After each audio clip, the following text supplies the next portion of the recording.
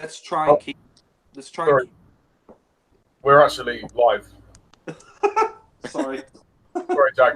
I think I know what you're going to say. Was it just that we want to keep this fairly shorter than the last one? Yeah, I don't want to be up until like 1:30 in the morning. Oh no, neither do I. Sorry, I know we're live now, but yeah, I think if we try and keep it to like 12, it'll be fine. Oh, well, 12 for UK time. Yeah. But anyway, introductions. Sorry, guys. Hello, and welcome to this reflection on Harry Potter. Da, da, da, da, da, da, da. Years 5 to 7. Well, actually, it's the last 4 movies because the last one was split into 2 films. But yeah, it's years 5 to 7. The end of the saga.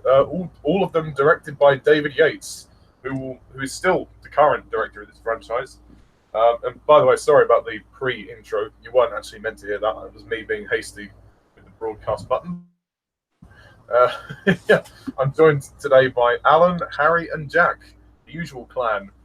So, ladies, say hello. Hey, fellas. I'm a woman. What back? All right. Ollie, the wig on. Okay, that was an entrance. Yeah. God. Well, we've all been there. Okay, so let's, before we begin, we have done a reflection on the first 4 movies, years 1 to 4, and that is on my channel, this Ollie Pajak channel. It features all 4 of us, so if you want to hear our thoughts on that first, then go ahead and listen to that. But let's begin, or well, resume with The Order of the Phoenix, the 5th movie. So, I think I'm going to let Harry go first because Harry will probably have less to say than the rest of us. So, Harry, take it away. Makes sense as well since it's Harry Potter. Yeah. Why, thank you. I'm. No problem. Ladies first. Oh, thank you. I'm blushing. Well, okay, so He's a woman. More than a woman to me. I'm sorry. Oh, that's all right, Ellen. Well, okay, so Order of the Phoenix. Well, to me, Order of the Phoenix this is one of the more underrated Harry Potter movies in the franchise. I've heard many people rank this one towards the bottom, but I don't get that whatsoever. To me, thank God this is the first movie in this series to be directed by David Yates, and to me, David Yates is no question the best Harry Potter director. If to be honest, I wish he directed the first 4, and also yeah, and this is also a significant Harry Potter movie, being the first in the series not to be written by Steve Kloves, but by Michael Goldenberg. But but Michael Goldenberg does such a flawless job that you don't even notice the change in screenwriter. I love that this movie. This is the turning point in the franchise where Voldemort is a big enough threat, and shit is getting real for Harry, and you feel more sorry for Harry in this movie than you ever have before. I agree with that. Yeah, you're right. I know, right? Because in the first 5 minutes alone, he and Dudley are ambushed by Dementors. Harry is framed by the Ministry for using underage magic. So bastards! I know, right? The Ministry are being a bunch of douchebags to Harry and Dumbledore just because they can't accept that Voldemort has returned, and Harry he's having to deal with everybody turning against him, even though he's 100% being honest. So that must be unbearable, especially after all he went through in Goblets of Fire. And because he witnessed Cedric's death as well. I don't know why they would deny, because how else, what were they to think, that Harry killed Cedric? I mean, please, Yeah, had they thought Harry killed Cedric, he would have been. Thank God they don't, because he would have been sent to Azkaban if that was the case. But yeah, you still see Cedric's death haunting Harry to this day, and also we needed to talk about the one new character here that is the show stealer, Dolores Umbridge, and played by Imelda Staunton, and Umbridge, she's she is She's a bitch. yeah, that's putting it lightly. Umbridge is the biggest bitch in the history of cinema. You know, some people think that Voldemort is the most fiercest person in the world. I think Umbridge, to be honest, I mean, she's behind that the prissiness, the pink exterior lies a very dark and sinister character. She's a psychopath.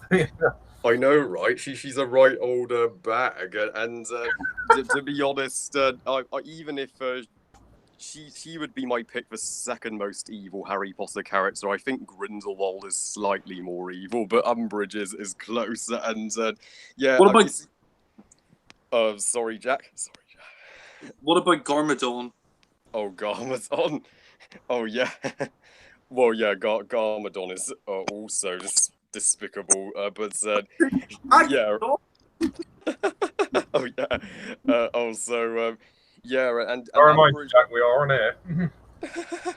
so yeah, we see Umbridge literally, she consistently tortures Harry, brings Harry down, replaces Dumbledore as head of Hogwarts, and refuses to teach the students the defensive spells which they require right now in a world at war. So it's inspiring to see Harry finally take the next step on his journey from student to teacher as he forms a Dumbledore's army. The Dumbledore's army scenes are some of the most heartwarming and inspiring in the movie. And the three leads, Daniel Radcliffe, Emma Watson, Rupert Grint, give some of their best performances here because they are at their best with the dramatic acting, and there's plenty of that here, and also Although Harry, can I just say, don't you think that Ron and Hermione sort of get a little bit sidelined in this movie? I mean, yeah. I know they're in it a lot, but their roles, they're just kind of there and they're kind of just helping Harry form the army. There's not really, they don't, for them themselves, they don't really do much for their characters. That's kind of what I feel anyway. Not till the next film. Yeah, I 100% agree. It is a shame that Hermione and Ron are they are sidelined and Harry is the major focus. But at least the following. Sorry, Jack. No, it's all right. I was just gonna say, do you think this is as good as Kung Fu Panda? Like, would you say? Would you say it would hold up? Oh, come on, Jack, come on. Well, yeah, just as good as Kung Fu Panda. Well, yeah, but at least the following movies would make up for this, and also we have one of my personal favourite characters in the series introduced in this movie, Luna Lovegood, and Ivana Lynch. She was made for this role. I love how Luna doesn't give a flying fuck about what anybody thinks of her or how they judge her. She's not. The way she's played, it's as though she's on ecstasy the whole time, but it works. Literally. Yeah. Play with the fairies, looking away.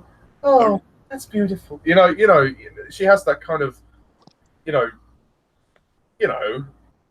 Oh yeah. Yeah, exactly. She is that confident, and it's so sweet that she's the one person in Hogwarts that does comfort Harry in this emotional time and does believe him. And in that scene where they are bonding with the Festerals, and also the moment where the Weasley twins they literally destroy Umbridge's exam. That moment was pure awesomeness. I cheer. It's about fucking time somebody stood up to this bitch, and then we get to. And this movie is one of my favorites of the franchise because it has some of the best action. Even though David Yates was not well known for directing action before this movie, but he turned out to be the best action director in the series. The final battle in this movie, the departments at the Department of Ministries at the Ministry of Magic, is truly epic. It is, and we even are introduced to Bellatrix, one of my favorite Harry Potter villains, played by Helena Bonham Carter, and we get, and it turns out that she used the Cruciatus curse once on Neville's parents, so Neville has a vendetta against her, and then Bellatrix does something. If you thought that was bad, Bellatrix goes even further when she Avada Kedavra's Sirius in the battle, and Daniel Radcliffe's acting in that moment pitch perfect. So and I love how it was silent as well. It was just the music, and they slowed everything down. And actually, David Yates said in an interview he wished he'd slowed that bit down even more, because that was a very emotionally powerful moment when Sirius died, and it was quite sudden as well, which was I mean, I read the book anyway, but it was a nice surprise. It was very well done. I agree. It was, I can. It's so powerfully directed. It is, and finally we get to the big boy, the final boss. The final boss fight with the showdown with Dumbledore and Voldemort, the two greatest wizards of the wizarding world, and that duel itself is fucking phenomenal.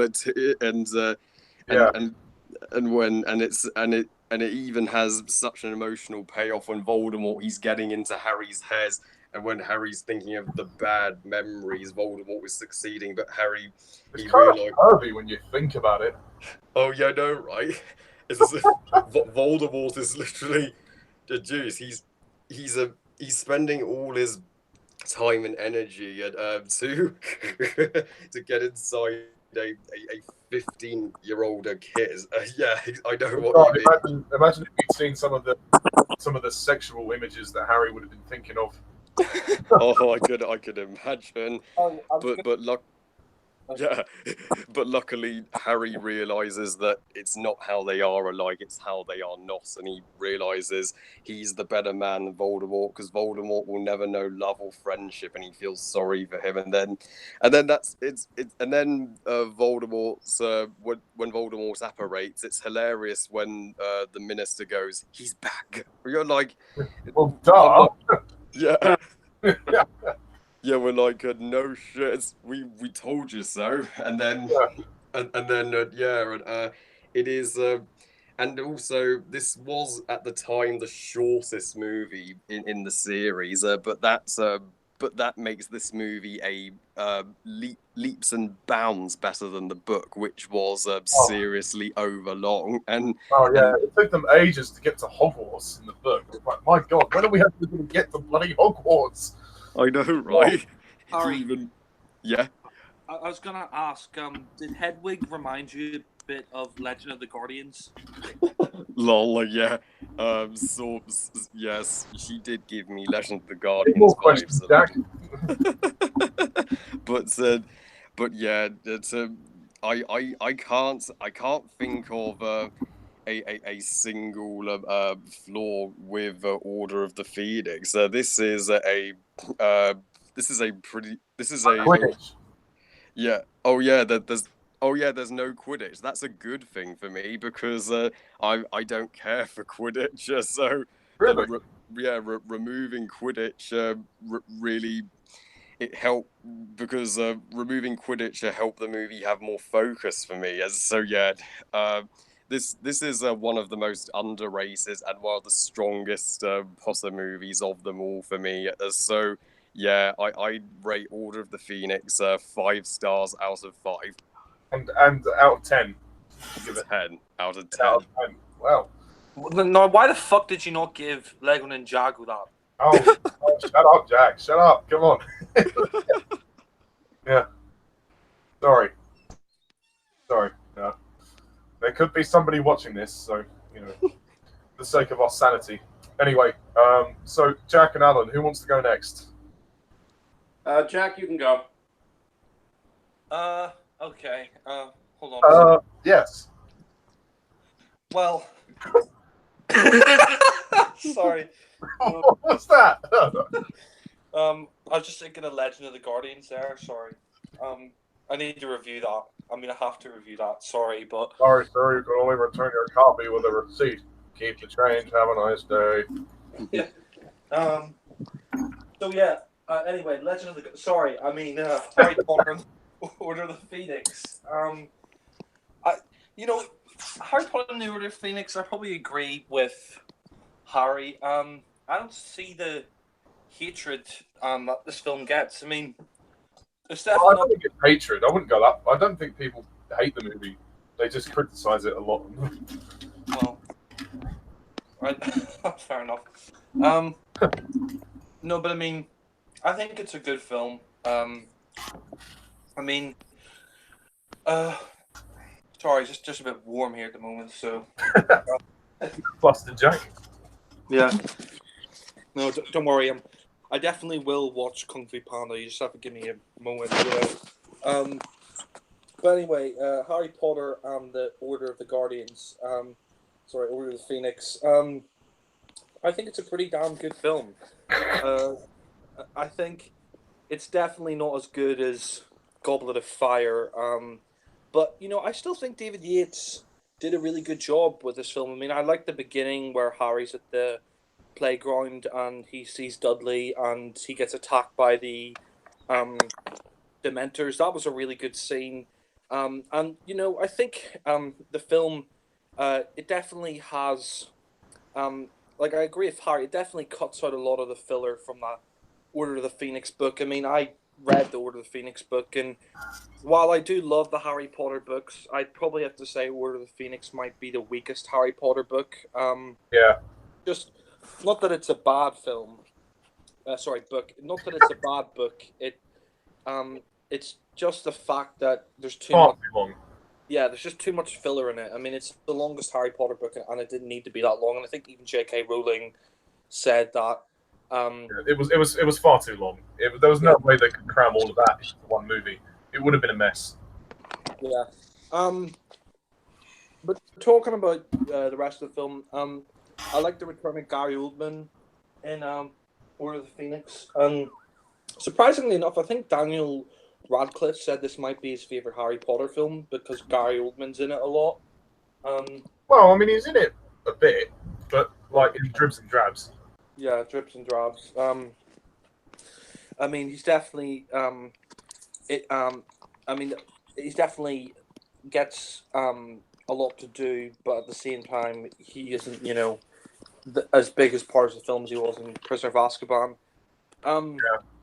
I mean, I think all the stuff with the Order of the Phoenix is good. One thing I will say is that I do think the pacing does drag a little. I mean, watching this with Ollie, I do think David Yates, his direction here was good. Don't get me wrong, but I still think he was trying to find his feet. I agree. With Harry Potter, and I don't really think he truly found his feet as a great director until The end. Deathly Hallows Part 2, but we'll get to that eventually. Yeah. I mean, I think Daniel Radcliffe is excellent in this film once again. I mean, I think with every film he just gets better and better. As to the rest of the cast, I mean, I think the stuff with the court scene. One thing I will say, I didn't really understand at first why Harry was brought in for defending himself against the Dementors when in the third one he used magic against his aunt and nothing happened there. Yeah, it's weird the fact that the minister just brushes off the fact that he exploded his arm, well, nearly, and then they're like, "Oh yeah, don't worry about that. That's fine. We're not going to send you to Azkaban for that." But then when they actually forcibly sent the Dementors to him, he had to defend himself. There was no other way. Otherwise, his cousin would have died. And so he had no choice. But yeah, it is a little bit, yeah.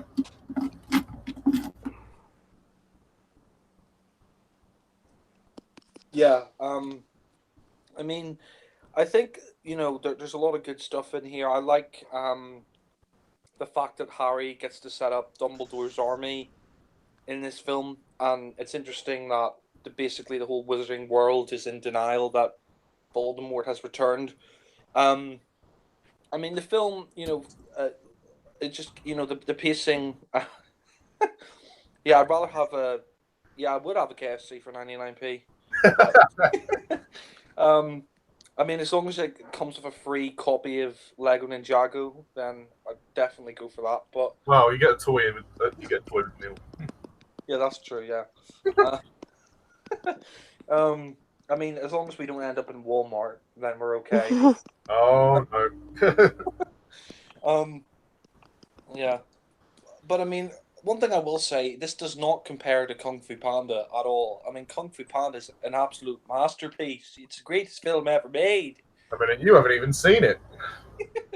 Actually, I've seen the first one, so I can attest to that. Anyway, back to Order of the Phoenix. Yeah. Yes. Let's not turn this into Blade Runner, because Alan won't have the strength. Oh, please, no, don't. I've never forgotten. Yeah. Well, have you not forgiven us for that? And I forgive you. I just haven't forgotten it. Yeah. No, but I mean, I think the film overall is really good. I like the stuff with Cho, like Harry, kind of develops his romance with Cho, and I like the scene where he gets kissed under the mistletoe. That was really nice. And I like the humor of this film. I mean, this definitely has less humor than the Goblet of Fire. I mean, Goblet of Fire managed to balance the comedy and the darkness really well, but here, there's definitely a lot more lack of it. But I agree on Umbridge. I mean, I think Umbridge is just an absolutely fantastic character. I mean, she's this complete and utter psychopathic bitch. I mean, she's a killjoy. She really is a killjoy. And the actress who plays her is great. I also like that they introduced Luna in this. I mean, she's a bit odd, but it's kind of interesting that how she and Harry can see like these sort of dead creatures because Harry's parents died and I think her mother died. Yeah, Thestrals. Yeah. I mean, there's some great action scenes. I love all the stuff of the Ministry. I mean, and there are some really funny scenes as well. Like I love the scene where Filch is running down the corridor trying to find the Order of the Phoenix, and he sees the door shrinking and he goes in. It's just a closet. That's great. When he eats the chocolates as well, and he gets loads of pimples and spots. Yeah, and it's interesting how Harry in this one is constantly angry, and that's why he goes to Snape. He's saying, I don't want to be, angry anymore. I don't want him to, get into my mind. And I really like the backstory with Snape, like the way, Snape has the flashbacks, and we see him as a kid getting bullied by James Potter and stuff like that. I mean, I think the actors here all get a really, they all get a lot of great stuff, and I also like the fact that Dumbledore, he gets more to do. Michael Gambon as Dumbledore, he gets a lot more scenes of Harry, which I really liked. And although probably not as much as the next movie, but yeah. Yeah. And he's settled in the role now, which is good. Yeah. But I mean, the film just, for me, the pacing is pretty damn good for the most part. I love the scene where they're in the exam hall and Fred and George come in and they basically trash the whole exam hall, and that was a brilliant moment. I love that. That's one thing I never realized. Like, did they actually pass their exams, or did they just say, yeah, I mean, obviously Fred and George don't, but like all the people in that exam, their papers got messed up, so they probably had to redo their exam. Yeah, they probably did. But no, I mean, I think there's some really interesting scenes in here as well, like the scene where Harry says, Voldemort's back. I saw him, and the scene where Umbridge, tortures him by putting on his arm, I mustn't tell lies. That was a chilling scene. I mean, that was a really dark scene. I mean, it kind of reminded me of a scene later on in Deathly Hallows Part 1 with Hermione and Bellatrix. Yeah, Bellatrix. Yeah. But I mean, it's great. I mean, it's really fun, and I love all the scenes where they're putting up the laws on the wall. And I think the ending of it is great where we see they confront Dumbledore and he says, "Oh," he basically saves Harry's arse. He says, "I told him to set it up," and I love the ending where Umbridge gets her just desserts. Harry tells her about he tells her about the secret weapon, Yeah. and he shows her the Legend of the Guardians. But I mean, no, he shows her. He basically lies to her, and I like the way like all the centaurs or whatever they are from the first one. Take her away. Yeah, they take her away. That was great. And she is just a bitch. I mean, that scene as well. I forgot to mention where she confronts Emma Thompson's character. That was Yeah. that was really harsh. I mean, talk about massive fucking bitch. But I mean, I like the fact that she gets her just desserts, and she will get her just desserts again in Deathly Hallows Part 1.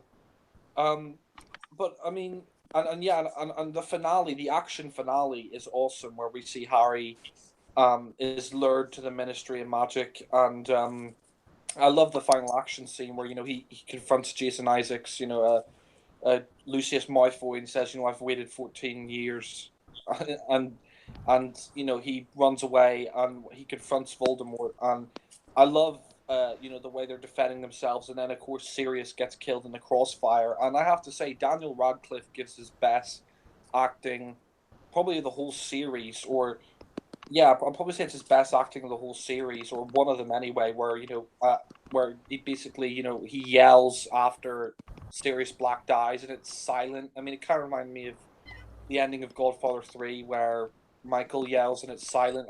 But I mean, the acting by Daniel Radcliffe is amazing, and I love it when he confronts Bellatrix. She's like, I killed Sirius Black, and Harry's about to kill her, and Voldemort's like, do it, go on, kill her. She killed Sirius. She deserves it. And the final battle between Voldemort and Dumbledore is epic. I love that, and we see Harry's like becomes possessed by Voldemort briefly, and the ending I think is really great. And overall, I think Order of the Phoenix. I think isn't the end of this where he gets his new broom and he flies off. No, that's Prisoner of Azkaban. Oh, sorry. What was the ending of this scene? Basically, the minister resigns, Dumbledore's reinstated, and they go home. That's it. And I mean, yeah, he grieves to Sirius. Yeah. Yeah. No, it was really good. So overall, I mean, Order of the Phoenix, definitely not one of my absolute favorites in the series, but still a very worthy installment. I do agree it is underrated. I mean, I don't, but I can understand if some fans consider this the weakest, because I think David Yates is still kind of finding his feet, and I don't think it's perfect, to be perfectly honest with you, Harry. I mean, I know you love it, but for me, perfectly honestly, I couldn't give it a 10 out of 10, but it is still a very good film nonetheless. But I mean, to be fair, David Yates had to tackle the longest book in the series, so I sympathise with him. Right. Yeah, but it's still a really good film. So I'd probably give it a 8 out of 10. Cool. Okay, so now we move on to Alan. Yeah. Okay. Order of the Phoenix. Yeah. This, as I said in my review of the movie, this is a Harry Potter film that doesn't seem to get all that much love. I was very surprised that the reviews on it were not particularly good when it came out. And even some of my friends who saw the film at the time, some of them said they were disappointed in the movie. There was this one girl that I worked with at the time that she was disappointed in Order of the Phoenix because she said that the movie felt like an installment. It was just an installment in the series. Just something to to kill time with until we get to the next chapter, Half-Blood Prince. And I don't think the movie, going by Harry Potter standards, I don't think it did as well at the box office as the other films. I mean, it did well enough, but not as well as the others.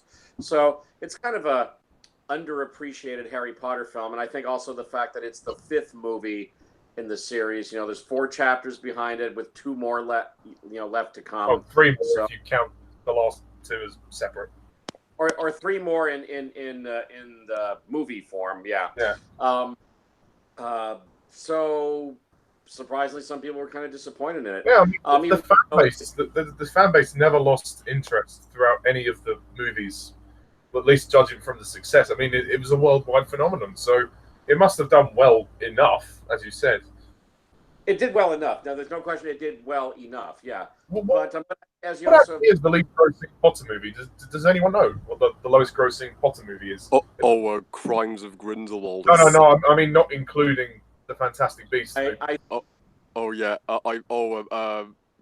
grossing would be Prisoner of Azkaban. Okay, Prisoner of Azkaban. So it did a little Prisoner of Azkaban. I think Mama Tumbien had something to do with that. Probably.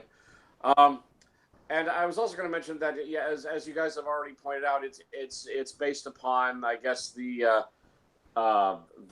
least well received book in the series, I guess. Yeah. Although I personally, I am sorry to say I have not read any of the Harry Potter books, although I would like to. I just haven't found the time to sit down and read them. But don't worry, Alan. Just skip over a lot of Order of the Phoenix because a lot of it is filler. So I've been told, yeah. But yeah, I've only seen the films. But anyway, I personally really enjoyed Order of the Phoenix. I like it a lot, and I think it's a much better movie than it's been given credit for. Although I can't pass judgment on the book that it's based on since I haven't read the book. But I've always enjoyed the film of Order of the Phoenix. And I'm telling you, there's a lot of important stuff that happens in it. You can't have the events of Goblet of Fire and go to the events of Half-Blood Prince without the important stuff that happens in Order of the Phoenix. So for anybody that it's not an important chapter in the series, I think is just wrong because I mean, it's a whole year worth of stuff. Right. As Harry starts to assemble the Hogwarts kids to prepare for battle. Avengers assemble. Took the words out of my mouth. Yes. Hogwarts assemble. And he also is going through some growing pains. He's going through some what? Sorry, the way you made it sound. Growing pains. Sorry. Well, I meant that he's going through his rebellious period. Sorry, no, I knew exactly what you meant. Sorry. Do you mean the TV show with Leonardo DiCaprio? Only joking. Sorry, sorry. My fault. He's going through his rebellious period. You know, I mean, we notice in this one that he's got a bit more of a temper. You know, he's got a bit of a short fuse in this one. You know, he's a bit of a rebel in this one. Harry is. But I mean, everything about the film I thought was really good. I won't say it's the best Harry Potter film. I mean, there are other Harry Potter movies that I think are better than this one, but overall, this one is really good. I mean, some people think that the whole stuff at the beginning, not the very beginning, but the beginning in the courtroom, a lot of people have said that you could have done without all the courtroom stuff at the start of the film. But I think it's important. Yeah. What's there and what Harry has to go through in the court. Before we get to the main action, even though there is the attack, the death, that's what they're called. That the attack at the very beginning of the film, Harry and his cousin or whatever attacked at the very beginning of the film, in the subway. They're called Death Eaters. That's the name of the creatures. Yes, Dementors. Dementors. Okay, sorry, Dementors. Yeah. So all of that was good. I did like the courtroom stuff. I didn't have a problem with the courtroom stuff at all. I do agree. I think the villainess of the piece, Umbridge. Umbridge. Thank you, Dolores Umbridge. Yeah, I mean, she's a bitch on wheels. She's a total bitch on wheels. Played by Imelda Staunton. I mean, there was talk of an Oscar nomination for her because, I mean, she's that good in this movie. She didn't get an Oscar nomination, but I thought she was worthy of it. I mean, that was a terrific performance. And, I mean, she's literally a demon seed woman. She really is. Horrible. I mean, she's abusive. to the students. And yeah, that scene where she makes Harry do time in detention, and it's like he's literally having burnt into his hand, "I will not tell lies," as he writes, and that's just awful. And I mean, behind that fake smile and her apparent affection for cats. I mean, this is a really sick, twisted biatch. Like, what did Harry do to deserve that? Hasn't he had enough shit in his life? Well, I think it's because she was refusing to teach the kids their regular spells, and the kids started to argue with her in the classroom, and I think Harry argued, and he got sent to. I know that. I'm just saying, like, he didn't deserve to, that to happen to him. I mean, he's already gone enough through enough shit in his life. But anyway, continue. Sorry. Yeah, I mean, but that's just child abuse. I mean, that's really. I mean, that goes beyond excessive. I mean, where are social services? Seriously, the Wizards not have round the clock social services? It's ridiculous. Yeah, exactly, and then all the strict rules and regulations that she puts into the school. So all their privileges, all the kids' privileges get taken away one by one by one. We keep getting that scene where they're Jasper, the character's name. He's putting up new rules signs up on the wall. He's hammering them in the wall. Every single new strict rule that Umbridge places, you have to put up a new rule sign to say what that strict rule is. She's just horrible woman, and Imelda Staunton terrific in that role. This is also the movie that introduces Luna Lovegood, who's a very strange, off-kilter kind of gal, played by Evanna Lynch. But I really like her. I mean, she's weird. She's obviously a loner. She obviously doesn't fit in with everybody else. And I think that's one of the things that she and Harry bond on, that she a kindred spirit in him and vice versa. So she's a bit strange. And they really scored getting Evanna Lynch, and especially when you consider that this was a girl who had no previous acting talent whatsoever. She just went to the auditions, I think, on a whim, and because she's such a big fan of the books and a fan of the character, and she thought that, I can play Luna Lovegood, and she actually got the part, and the rest is history. Yeah. And yeah, she's very, very good. I mean, like I said, strange, yeah. but I mean, Alan, there's sorry to interrupt. There's that scene at the end where she's trying to look for her shoes, and then she's like, "Oh, hungry. I'll go have some pudding now." And then she skips along like, da da da. Yeah, she's definitely kind of an airy fairy kind of girl. Yeah, she's kind of off in her own little world, but I like that about her. I think she's very charming in a strange kind of way. And she doesn't care what anyone thinks of her as well. She doesn't give a shit. That's right. She does her own thing. Yeah, exactly. And I like her a lot. I think she's really good. This is also the introduction of another villainess, Bellatrix Lestrange, played by Helena Bonham Carter, who ultimately winds up killing Sirius Black, Gary Oldman's character. And she's another favorite character whom we won't mention yet until we get to Deathly Hallows. Right. Exactly. Yeah. But I mean, she's great too. I mean, I've always liked Helena Bonham Carter. She's great in anything she does, even if some of the movies that she does aren't all that great. But she's always great. I've always liked her. What? Yeah, some of his movies. Oh, okay, fine. So I like her a lot. Yeah, she's still evil. So she's great. I think the whole action sequence at the end in the Ministry of Magic is terrific stuff. I mean, that whole sequence where they're running down the corridors, and it's like all the glass bottles are like falling off the shelves, and everything's just smashing all over the place. And it's shot really well too. I mean, it all maze what they're running through when they're going through the Ministry of Magic. Harry and friends are running all over the place. I did like all the scenes with Harry teaching the kids magic in private in that secret room, and and you know how he becomes their teacher, the one that they look up to teach them the spells that Umbridge won't teach them. And I thought all of those scenes were good. I got to get back to that closing action scene. Great action sequence. Also when Sirius Black and the other wizards show up and join Harry and the kids in the fight against the Death Eaters. I mean, it's like a great magic wand smackdown. Instead of guns, they're using wands, and it's great. We've seen that before, had we?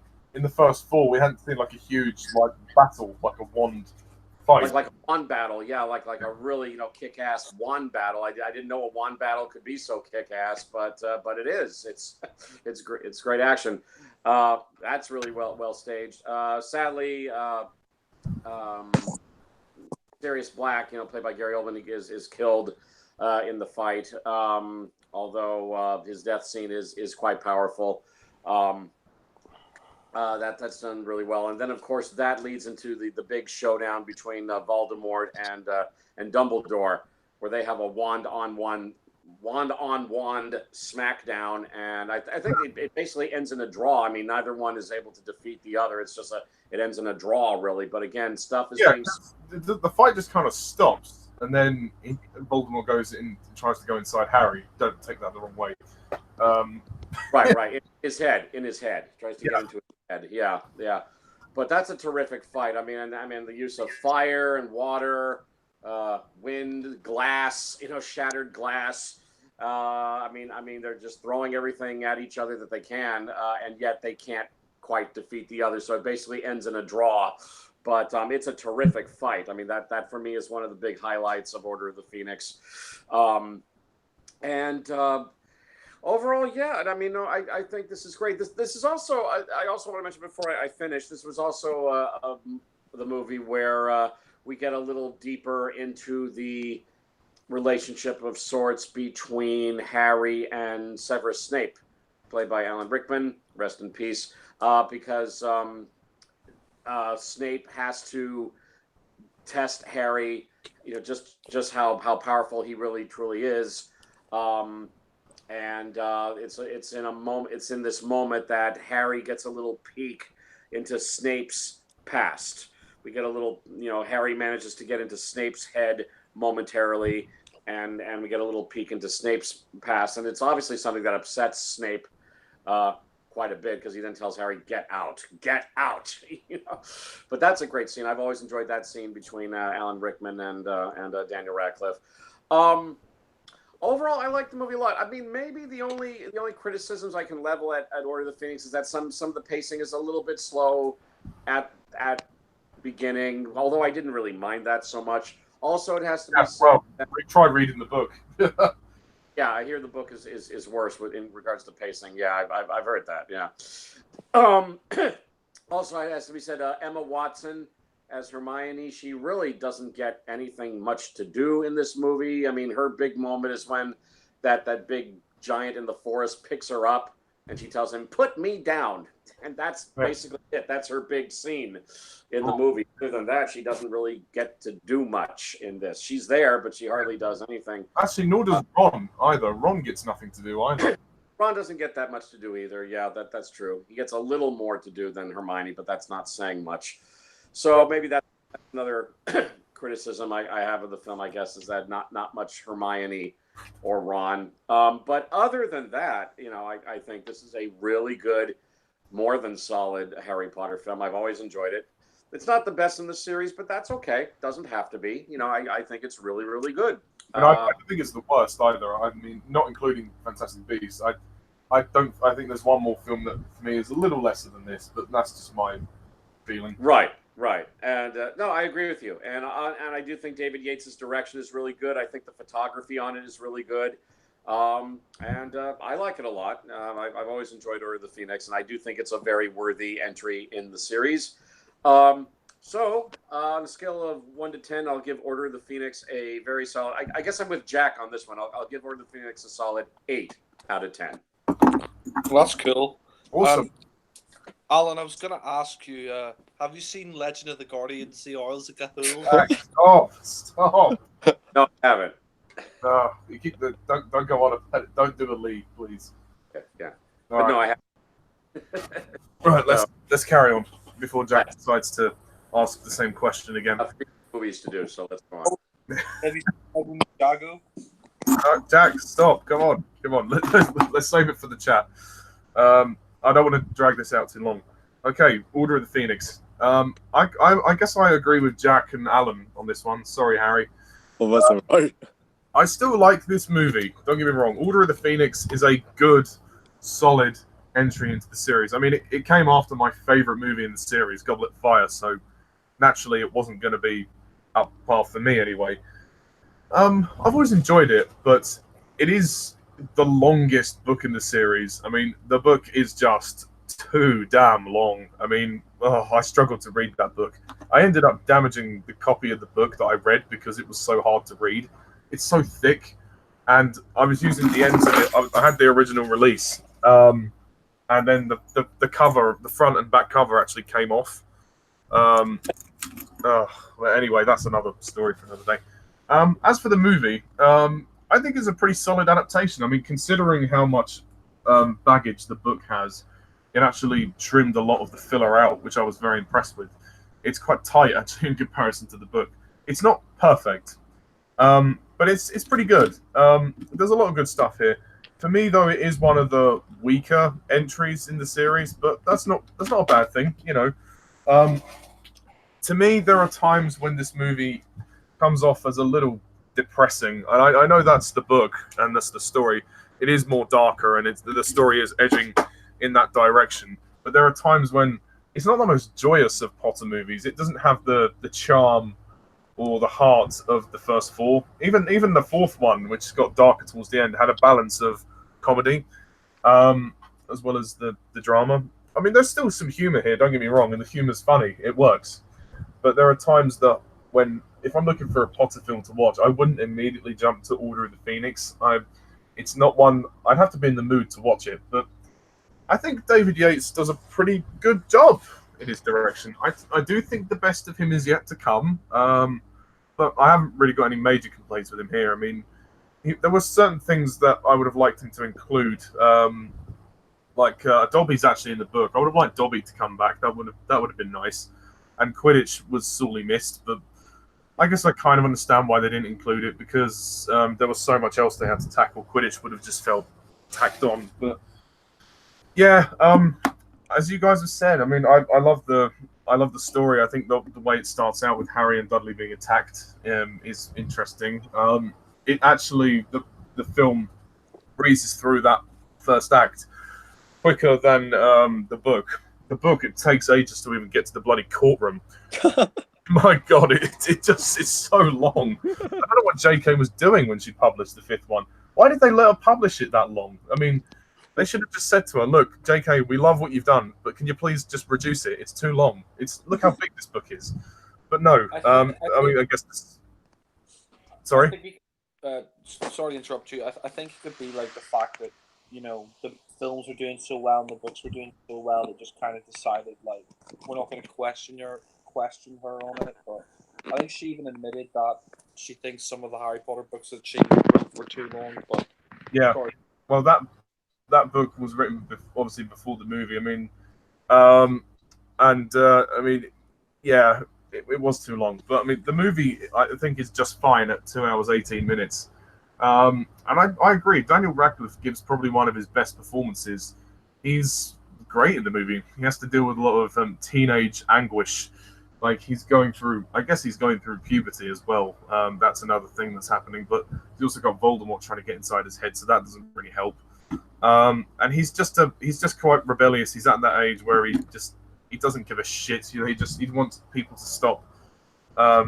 You know, treating. I mean, you feel really sorry for him in this film. He goes through a lot of shit, and it's not even his fault. You know, he's being blamed for nothing. You know, the Ministry are conspiring against him because they don't want to cause a panic and, you know, say that Voldemort's back. They want to keep the peace, but they're just determined to bring Harry down, and it's just such a hard thing to watch. And Radcliffe really, he really pulls out all the stops. And I agree, that final moment when Sirius dies and lets out that yell of pain, and it's really powerful. I mean, the fact that it's silent as well works really well. That was beautifully directed in that moment. All the stuff in the school though is pretty good. It doesn't have the epic scale of the Goblet of Fire, but that's fine. It's a different type of story. I like the Dumbledore's army stuff. That's nice. There's a nice little theme of friendship and loyalty in there. I do feel though that Ron and Hermione are kind of sidelined. They don't do as much as they did in the previous films. I mean, they're still in it, obviously, quite a lot. But in terms of their characters don't really progress all that much in this film. But I mean, you know, for the performances they give, they do a good job. Imelda Staunton is fantastic as Dolores Umbridge. She's just so good in this role. And I agree with Alan. She deserved an Oscar. She deserved an Oscar for this role. There's that great scene, which none of you mentioned yet, when she's talking to Professor McGonagall on the stairs, and then every time it's like a power struggle. They're trying to one-up each other, and then they keep stepping on the steps and then stepping down. It's a really good moment. I mean, it's an argument between the two of them, and then the students are watching as well, and that's, you know, when Umbridge starts to come in and change the school around. And you know, there's some great moments that she has. The film is funny. Like I said, it has some good moments, which is good.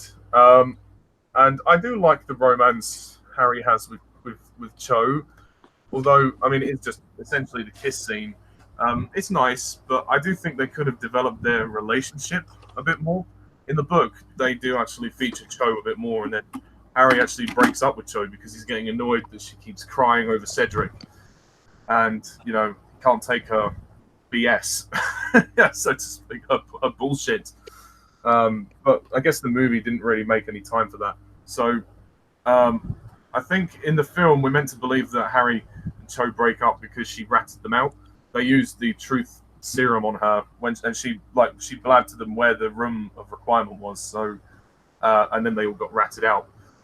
So I guess the movie is meant for us to assume that that's what happened, but it is a bit unclear. So in the next film, Harry's just single. So, but yeah, it doesn't spend a lot of time there. But I mean, the kiss scene is nice and the music is lovely. Speaking of which, the music score by Nicholas Hooper, it's pretty good. I like the score. It has some nice themes. It certainly isn't as iconic as the John Williams scores from the first 3 films, but I don't think it's quite as good as the 4th score either. But it's a nice score and it fits with the movie. The action sequences at the end are very good. The Department of Mystery battle is great, followed by the death of Sirius, which is very powerful. And then the finale with Dumbledore versus Voldemort, which is epic. I mean, that is the most epic scene in the movie. The pacing is a little slow in areas, but then I can forgive it because the book is even slower. So getting through the movie is easier than getting through the book. Let me tell you that. But yeah, I also like the scenes when Harry is with Snape and he's teaching him how to do the occlumency thing, which is him trying to shield his mind against Voldemort. That was interesting stuff, and the use of flashbacks to previous films was appreciated, especially in the end when Harry's trying to stop Voldemort from entering his head, and then we see flashbacks of them as kids. That was really nice. That was sweet. And also Neville was a character. He gets a little bit to do when we meet Bellatrix. Bellatrix, who tortured his parents, and he nearly comes to blows with. Jack's gone. He nearly comes to blow with Bellatrix in the end before they have a big fight. But that was, you know, he's good. And Neville will obviously get a little bit more to do in the last film as well. So his character does come round full circle. Bellatrix is good in this film. I like Helena Bonham Carter. She doesn't really do much, but then again, she is quite a brief character anyway in the movies. In the movies and the books. I will say about Helena Bonham Carter. I mean, even though her teeth aren't great, Bellatrix, I have to say, is quite attractive, surprisingly. Each to their own. Fair enough. Luna, I love Luna. Luna's a great character. She's one of the best characters in this franchise. She's just such a she's someone I think who we all aspire to be. You know, someone who doesn't give a fuck what people think about her. You know, I kind of wish I could be more like her. You know, just in the sense that not in the sense because she is a bit mad, but just in the sense that I can just, you know, not deal with people's shit and just learn to let it go. I mean, she knows who she is. She knows that she's strange. She knows that she's different to others. She's very caring. I mean, she cares about the creatures that the Thestrals that she looks after. But she understands where Harry's coming from, and she's a genuinely sweet girl, and it's nice that her and Harry develop a friendship. And you know, I mean, gradually over the next few films, she does start to integrate more with the other students, but that won't come into fruition till probably the next movie, The Half-Blood Prince, and then maybe definitely Hallows. And the visuals are great. Once again, the CGI is perfect, and the production design is pretty good. David Yates does do a good job, but it's not his best direction. But I mean, you really feel the emotional weight of Harry in this film, and you really feel that sense of isolation he has, despite the fact that he has his friends. He's beside himself. He doesn't really know what to do. And I think the end of the film is nice. Well, not nice, obviously, when Sirius dies, but I mean, the resolution of the movie when Dumbledore says to him, you know, I'm sorry for not being there for you this year, and I just didn't want to cause you any pain. And then the whole thing with the prophecy, and Harry realizes that it's only going to end in either his death or Voldemort's death, which is good. And then the last scene when they leave the school, they say, you know, we've got something that Voldemort doesn't have, something worth fighting for. That's really nice. I mean, the film does have its heartwarming moments. It's not completely depressing. It's just some of the more emotional scenes are quite emotional. There's actually quite a horrific scene, which none of you guys have mentioned, when we see Arthur Weasley get attacked by a snake. I mean, that was pretty horrible. And then Harry goes to see Dumbledore. Dumbledore's ignoring him. And then Harry says, "Look at me!" He just shouts in his face. It's really powerful stuff from Daniel Radcliffe. Really, really good stuff. And also one more character to talk about is Grob, Hagrid's half-brother. Hagrid doesn't get much to do in the movie, but he comes in the second half, and we're introduced to his giant brother, Grob, who's basically he's a full giant, so he's not as intelligent as Hagrid, and Hagrid is worried that he's going to be sacked or lose his job because of Umbridge.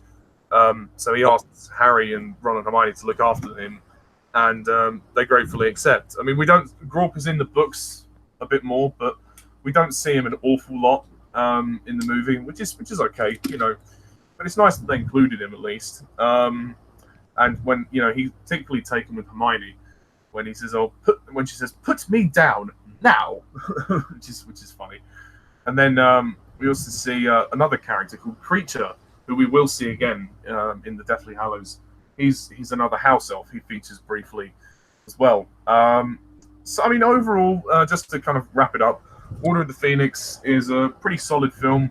It's not my favorite of the series. It's down on the lower side of my ranking, but I take it over the Fantastic Beasts movies, and I think it's slightly better than the next movie, but we'll get to that shortly. So Order of the Phoenix for me gets an 8 out of 10. So we now go back to Harry, Thomas, that is, when we talk about the sixth film, Harry Potter and the Half-Blood Prince, released in 2009, and also directed by David Yates. So, Harry. I was gonna ask Ollie, do you think Order of the Phoenix is as good as How to Train Your Dragon? Harry, what do you think of the Half-Blood Prince? Oh man, the Half-Blood Prince. Here we go. This the Half-Blood Prince, to me, sadly, this is where I'm at my most negative with this franchise. Half-Blood Prince to me has always been the weakest Harry Potter movie, and it still is my least favorite of the 10. Yeah, 9 years later. Actually, no, 10 years. 10 years, sorry, yeah, 10 years later. Well, don't get me wrong. The Half-Blood Prince is by no means a bad movie. None of the Harry Potter movies are bad. This is still a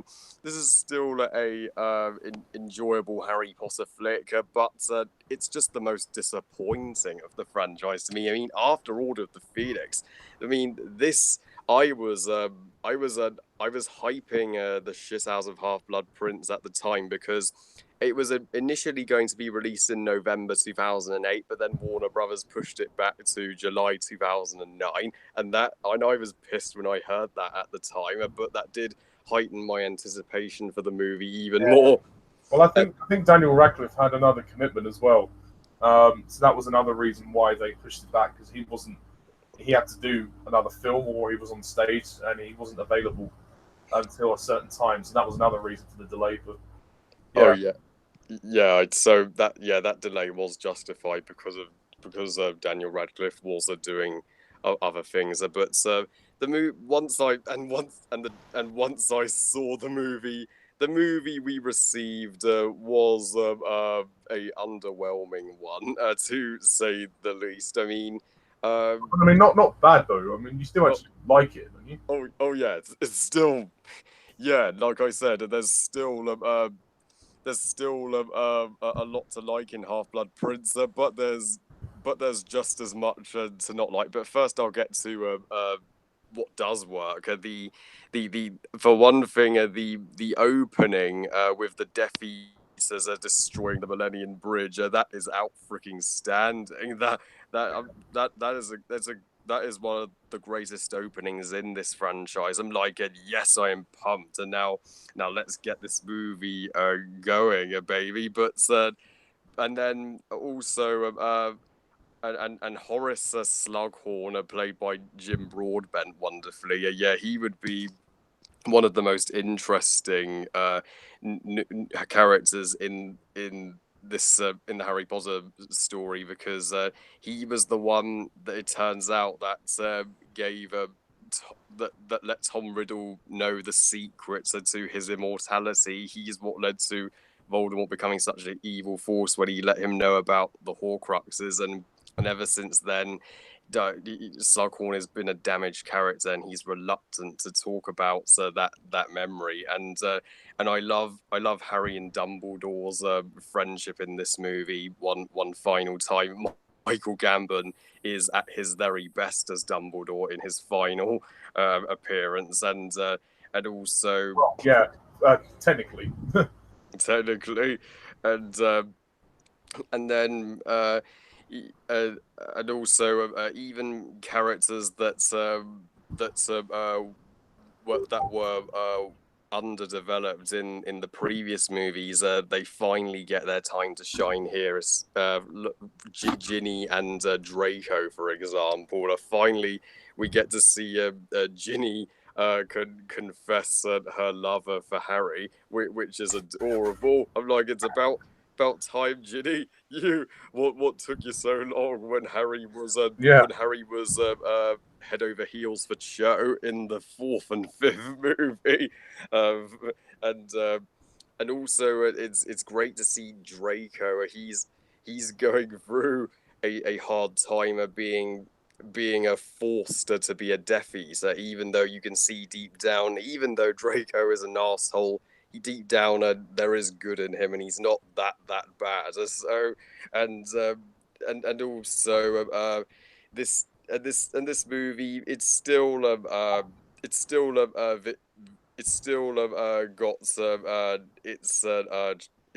David Yates still does the best he can, but now finally the cave scene, the cave sequence is the best scene in the movie, where Dumbledore goes to the Horcrux cave, and Dumbledore is commanding Harry to force feed him the liquid which protects the Horcrux lockets, and then Harry and Dumbledore fend off the Inferi, the bodies in the water. That was such a atmospheric and intense moment. Of like, they nailed that moment. But now let's get to why Half-Blood Prince is a huge letdown. First of all, you could title this movie Harry Potter and the Half-Boar Prince. Let me sum up the pacing of this movie. Oh my god, this movie has the least action of all the films. Seriously, It is a little slow. Yeah, I do admit that. I know, right? I'm like, this is supposed to be the setup to the war against Voldemort in Deathly Hallows, but you don't feel the stakes in this movie whatsoever because the characters are just going about with their teenage romances and all this forced comedy. Harry, Yeah. you know what is also annoying is that in the book, they had like a mini battle after Dumbledore died, but Yeah. In the film they changed it to just then Harry chasing Snape and the Death Eaters out of the school. But for me, that doesn't work as well as the battle. It would have been nice to have a big action battle because we don't get much action, as you say. So yeah. Exactly. That. Yeah. I will. Thanks, Ollie. I was going. In fact, if I was going to mention that, so that in the book there is this hugely satisfying final battle at Hogwarts after Dumbledore's death, and in the that would be epic to behold visually in a movie, and they removed it.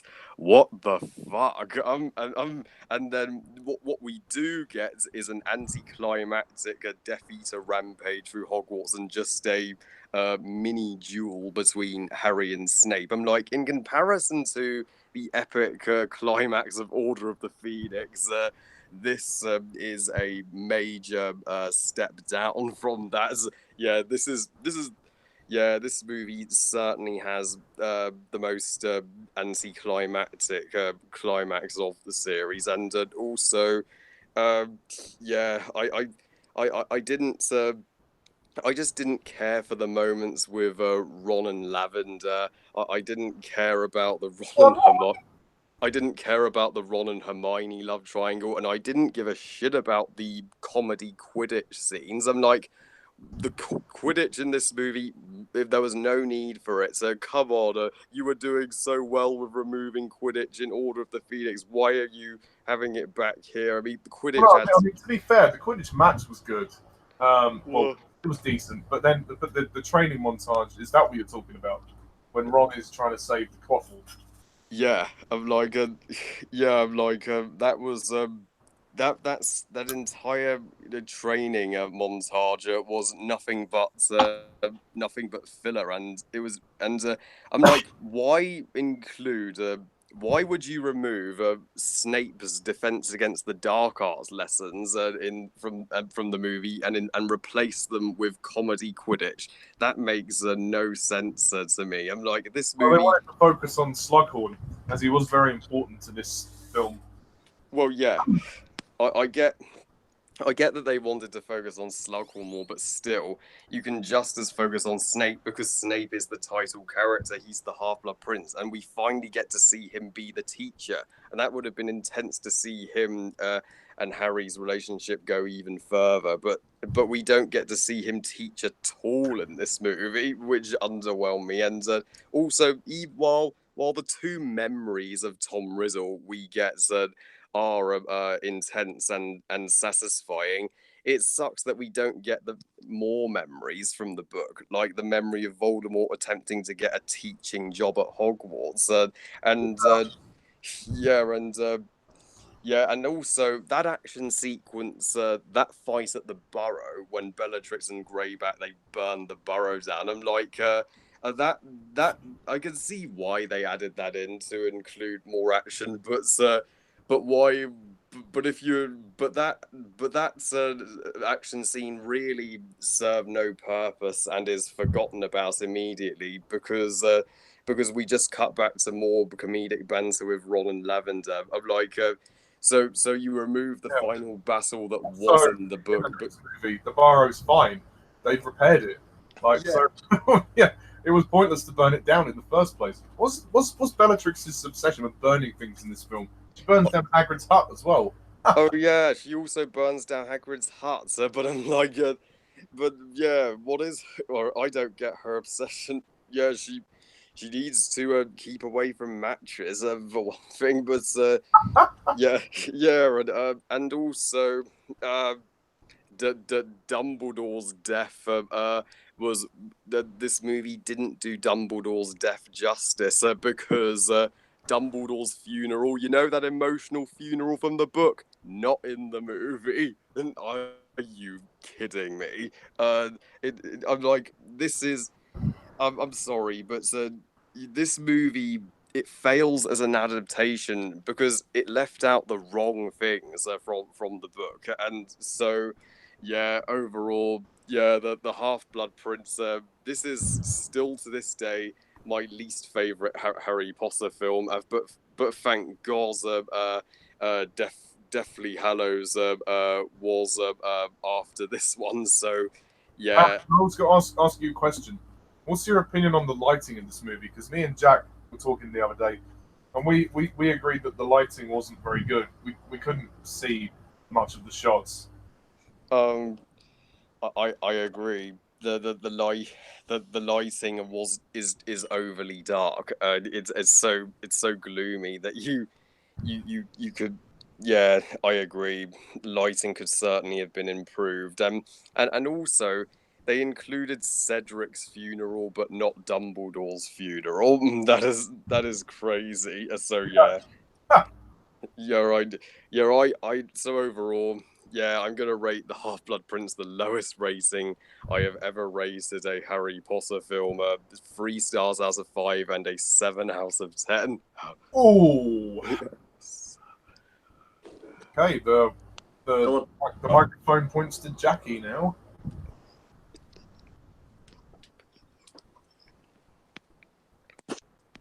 Jack? Okay. Half-Blood Prince. Well, before we go on to this, I will say Lauren is left a few messages in the live chat if you want to respond to them. Oh, okay. But, Sorry, I didn't realise. I need to get the thing up actually. yeah. But anyway, as for Half-Blood Prince, sorry, what did you give it out of 10, Harry? 7. 7 out of 10. Fair enough. Half-Blood Prince. Well, I'm pretty much in agreement with Harry on this one. Although I think I would say I like it slightly more than he does. Yeah, I think the problem with the Half Blood Prince is that, like Harry said, it changes too much from the book. Sadly, I mean, I guess you could say the Chris Columbus films. Some people would say they're too close to the books, but this is what happens when you go the opposite direction. You end up on the other end of the scale, and I think there are a lot of problems here, to be honest. I mean, one thing I will say about Half Blood Prince is I agree with Ollie. I think the lighting in this film is terrible. I think the lighting here is it's just. I mean, if you thought the Prisoner of Azkaban had bad lighting, then you haven't really seen anything yet. I mean, I think the problem with Half Blood Prince is that it's just like Harry says, it drags. I mean, out of all the Harry Potter films, this was the hardest one to sit through. Oh god, you're gonna have to jog my memory. How did it open up again? With the The Millennium Bridge was destroyed. Oh yes, yeah, the Millennium Bridge. Yeah, yeah, that was an interesting way to open up the film, even though it wasn't quite accurate. It's interesting as well in this one. We don't see the Dursleys either, but that doesn't really bother me. I mean, I think Half Blood Prince, it just kind of suffers from the fact that there just isn't really that much going on in it. There really, for most of the film, there isn't that much going on.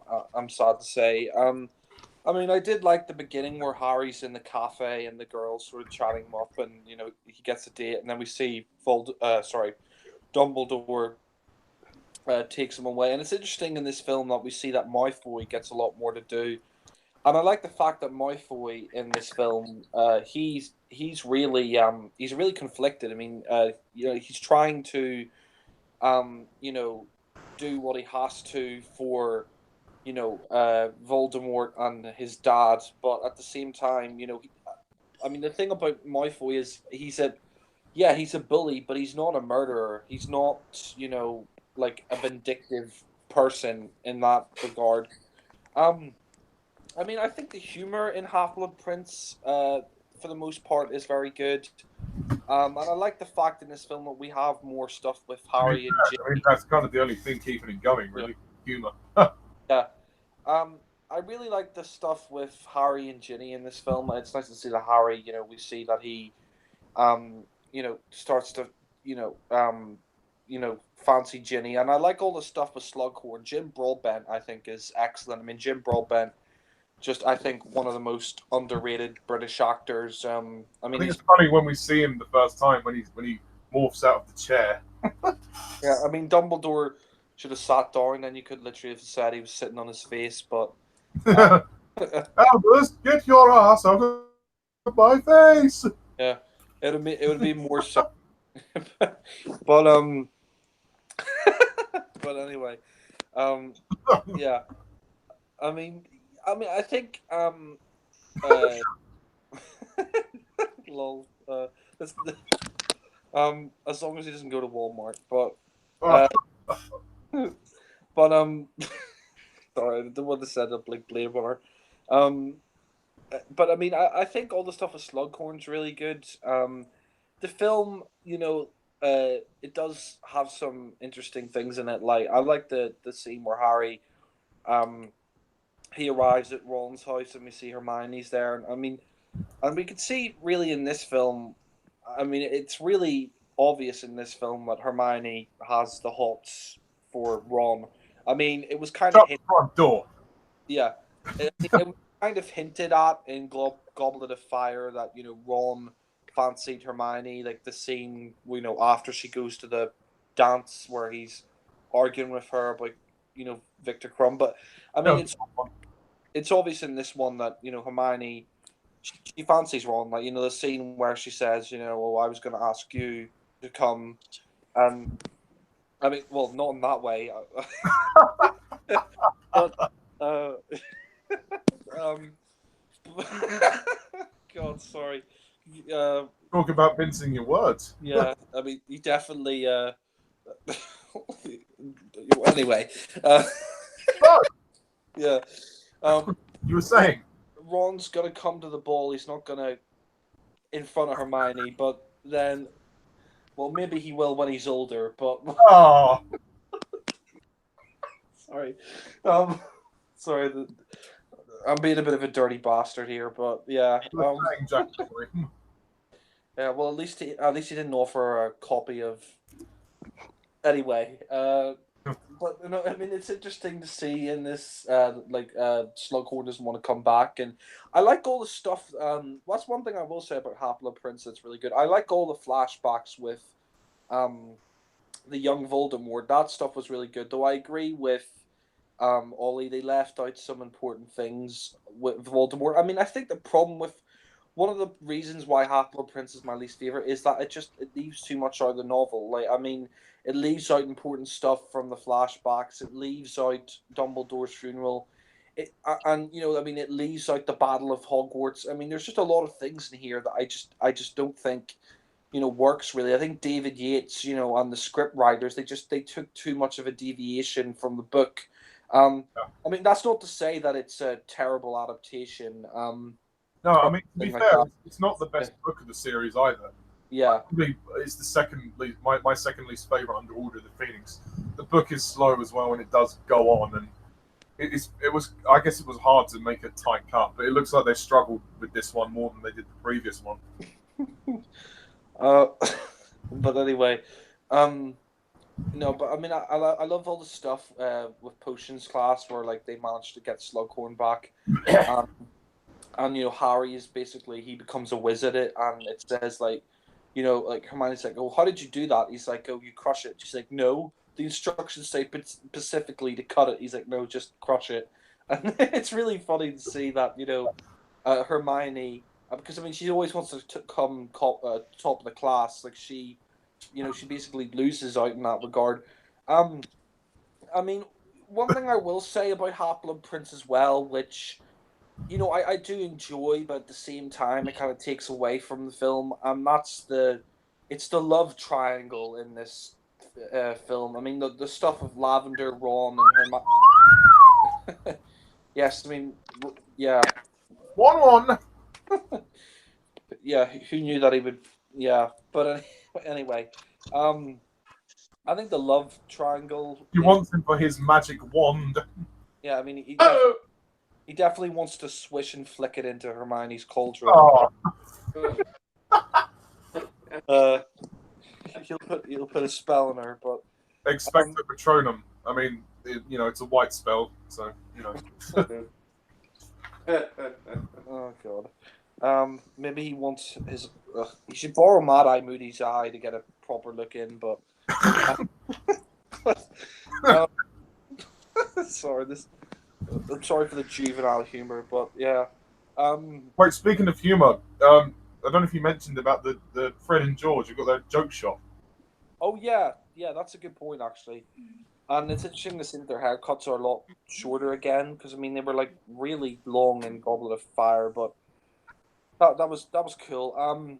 But yeah, I mean the one thing that kind of takes down Half-Blood Prince as well is the love triangle. I mean the stuff with Lavender, Ron, and Hermione. While it is funny, they just focus on it way too much in the film. Yeah.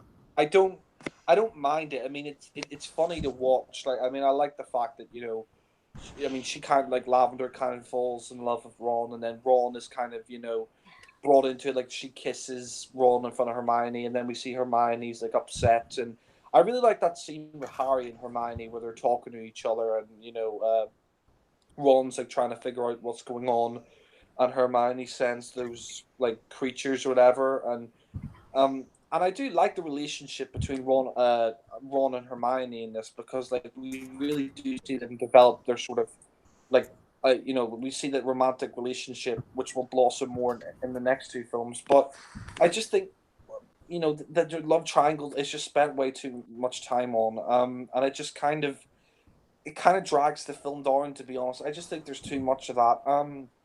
I also think this film is kind of lacking in terms of Voldemort. I mean, I know he's like he doesn't even appear at all in the film. I mean, I know he's not in Prisoner of Azkaban because I don't actually think Voldemort's in the book, like present day Voldemort. Anyway, just memories. Yeah, I mean, I know he's not in the book, but I just think that it would have been nice if we had at least one scene with Voldemort. I just think the stuff with Malfoy, while it's interesting, it takes so long to get going. I mean, I do like the scenes with Hermione and like that guy's like fancies her at the Quidditch game, and I like the scene where Ron thinks he's taken the luck potion, but it turns out that he hasn't, and then Harry takes the luck potion. Daniel Radcliffe's hilarious, where he's by the spider, and I really like the scene where he's talking to Slughorn, and he says, you have to tell me what you said to Voldemort, or else she'll disrespect, the memory of my parents. And I really like that scene where he sees the memory. We find out that Voldemort, he wanted to get the Horcruxes, so he could live on, basically, by putting his soul in each of these different artifacts, or whatever you could say. So I mean that was really great. I mean, one thing I will say as well about Half-Blood Prince is that, I mean, speaking of the lighting once again, I just think there's so many shots in it where I'm struggling to look at it. Like especially that scene where they first arrive at the Weasleys' household, like they're outside in the cornfield, like you can hardly see that, and then when the Death Eaters later on try to penetrate the shield of Hogwarts or whatever. Like, I agree with Foley, you could hardly see it. I mean, I think David Yates, he really needed to turn up the contrast. He needed to put a lot of colours into it. Because even in the cinema, I'd struggle to see that, and that's not good. That's just very. Yeah. Oh dear. I also like the scene where Harry confronts Malfoy. That was good, and it looked like he killed Malfoy until Snape arrived and healed him. Oh, in the bathroom. Yeah, I mean, I joked about that in the sketch, Cockney policeman, but yeah. Hello. Yeah. All right, Mr. Potter, sir. But yeah. But I mean, I did like the ending of the film, although towards the ending, I was really the film was really struggling to keep my interest. Like the scene where, we see that we see Dumbledore. They go off to the cave and he's drinking the water. I mean, that's a great scene, but by that point in the film, I was starting to get quite bored, to be honest. But the ending, I have to say, was pretty cool, where we see Snape, where we see Malfoy, basically reveals that he's a Death Eater, and Snape kills um, Dumbledore. And it's interesting as well, of course, because he made the bond at the beginning.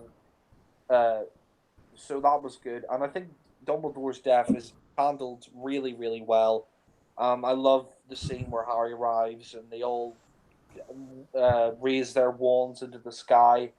That was an excellent scene, and Dumbledore. I mean, he's such an iconic character. I mean, um, and both actors, Michael Gambon and Richard Harris, they did an excellent job. And I mean, his death scene is definitely probably one of the most hard hitting scenes in the entire franchise. And um, Yeah. but I do agree with Ollie. I'm kind of annoyed he didn't have a final battle. It just kind of, he just chases them outside.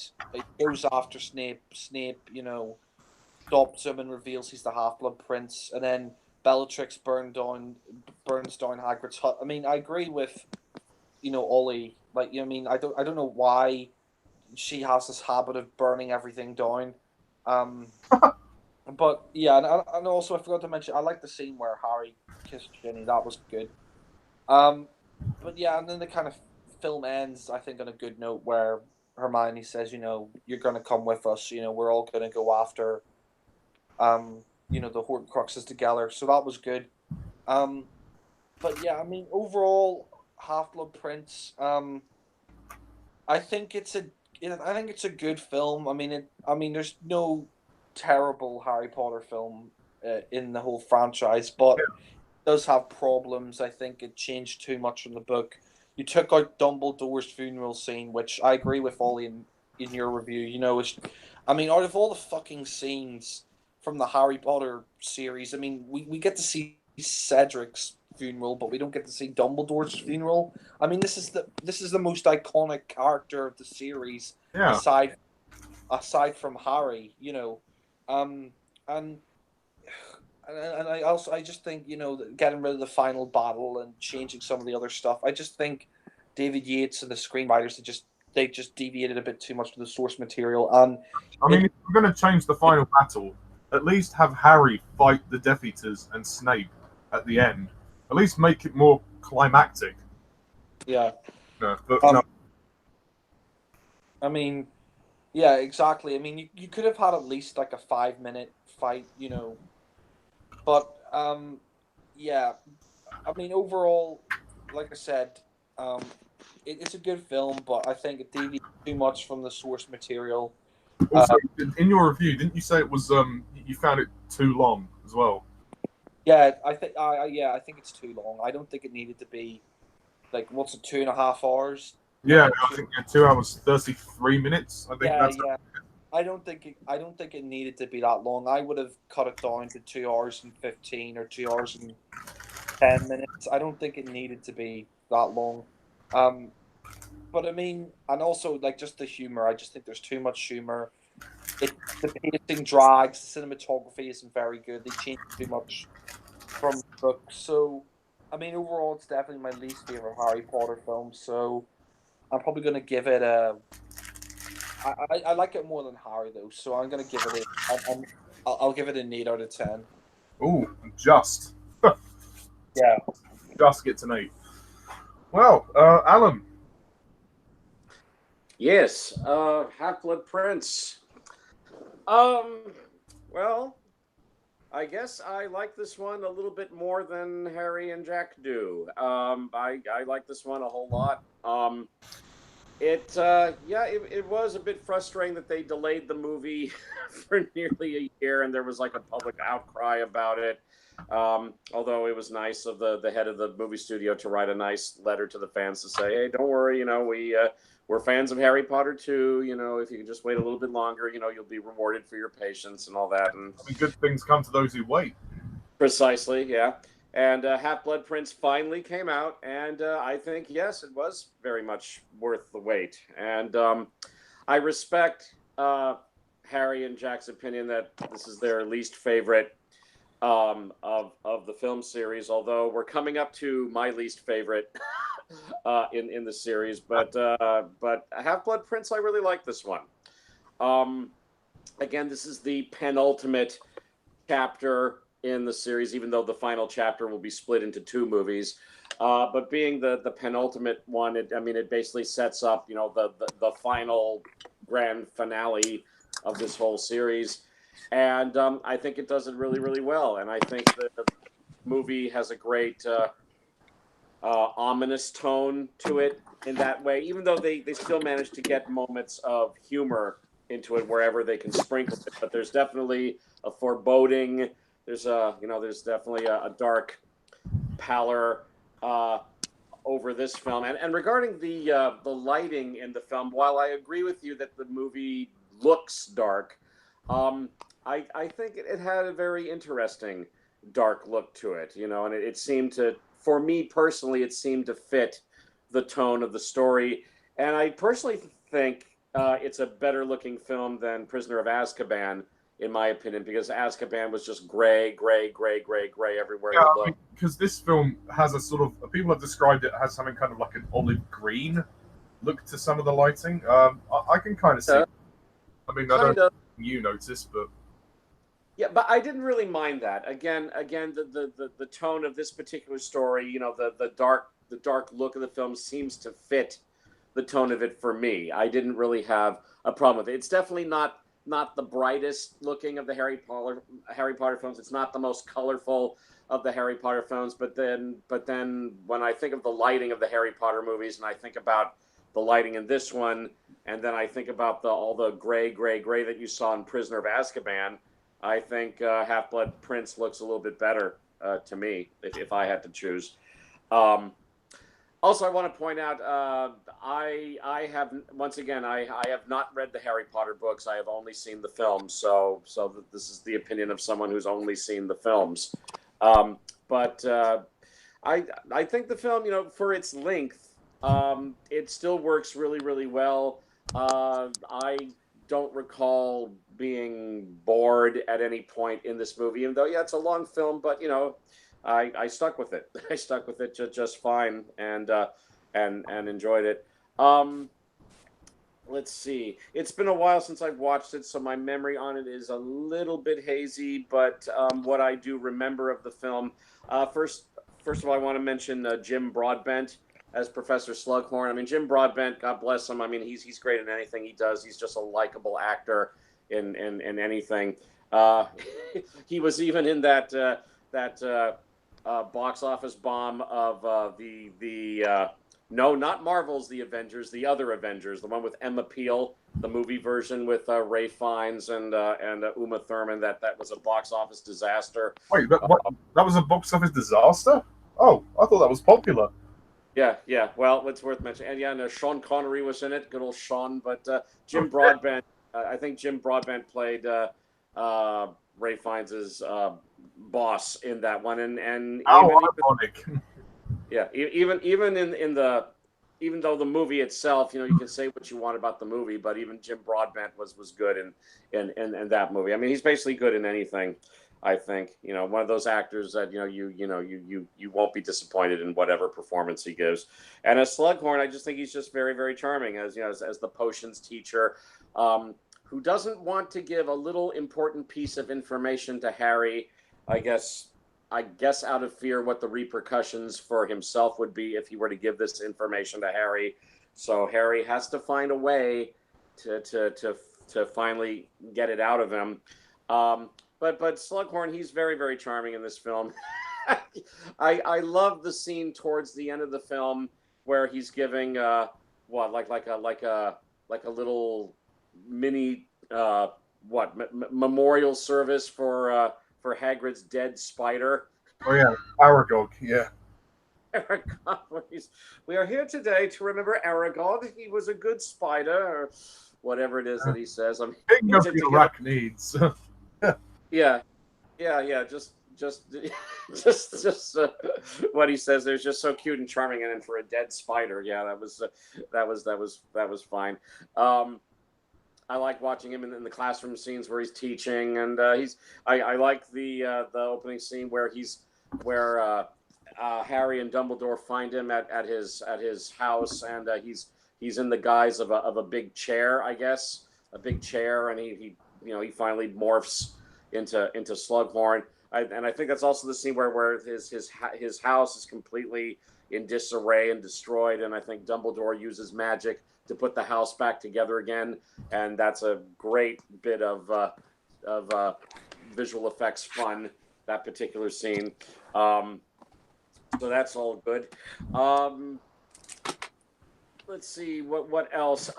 This story shows a progression, I guess, in the relationships between Harry and his friends. We get to see the budding romance between Ron and Hermione in this, even though Ron is chased by this overzealous girl named Lavender, who's a bit cloying.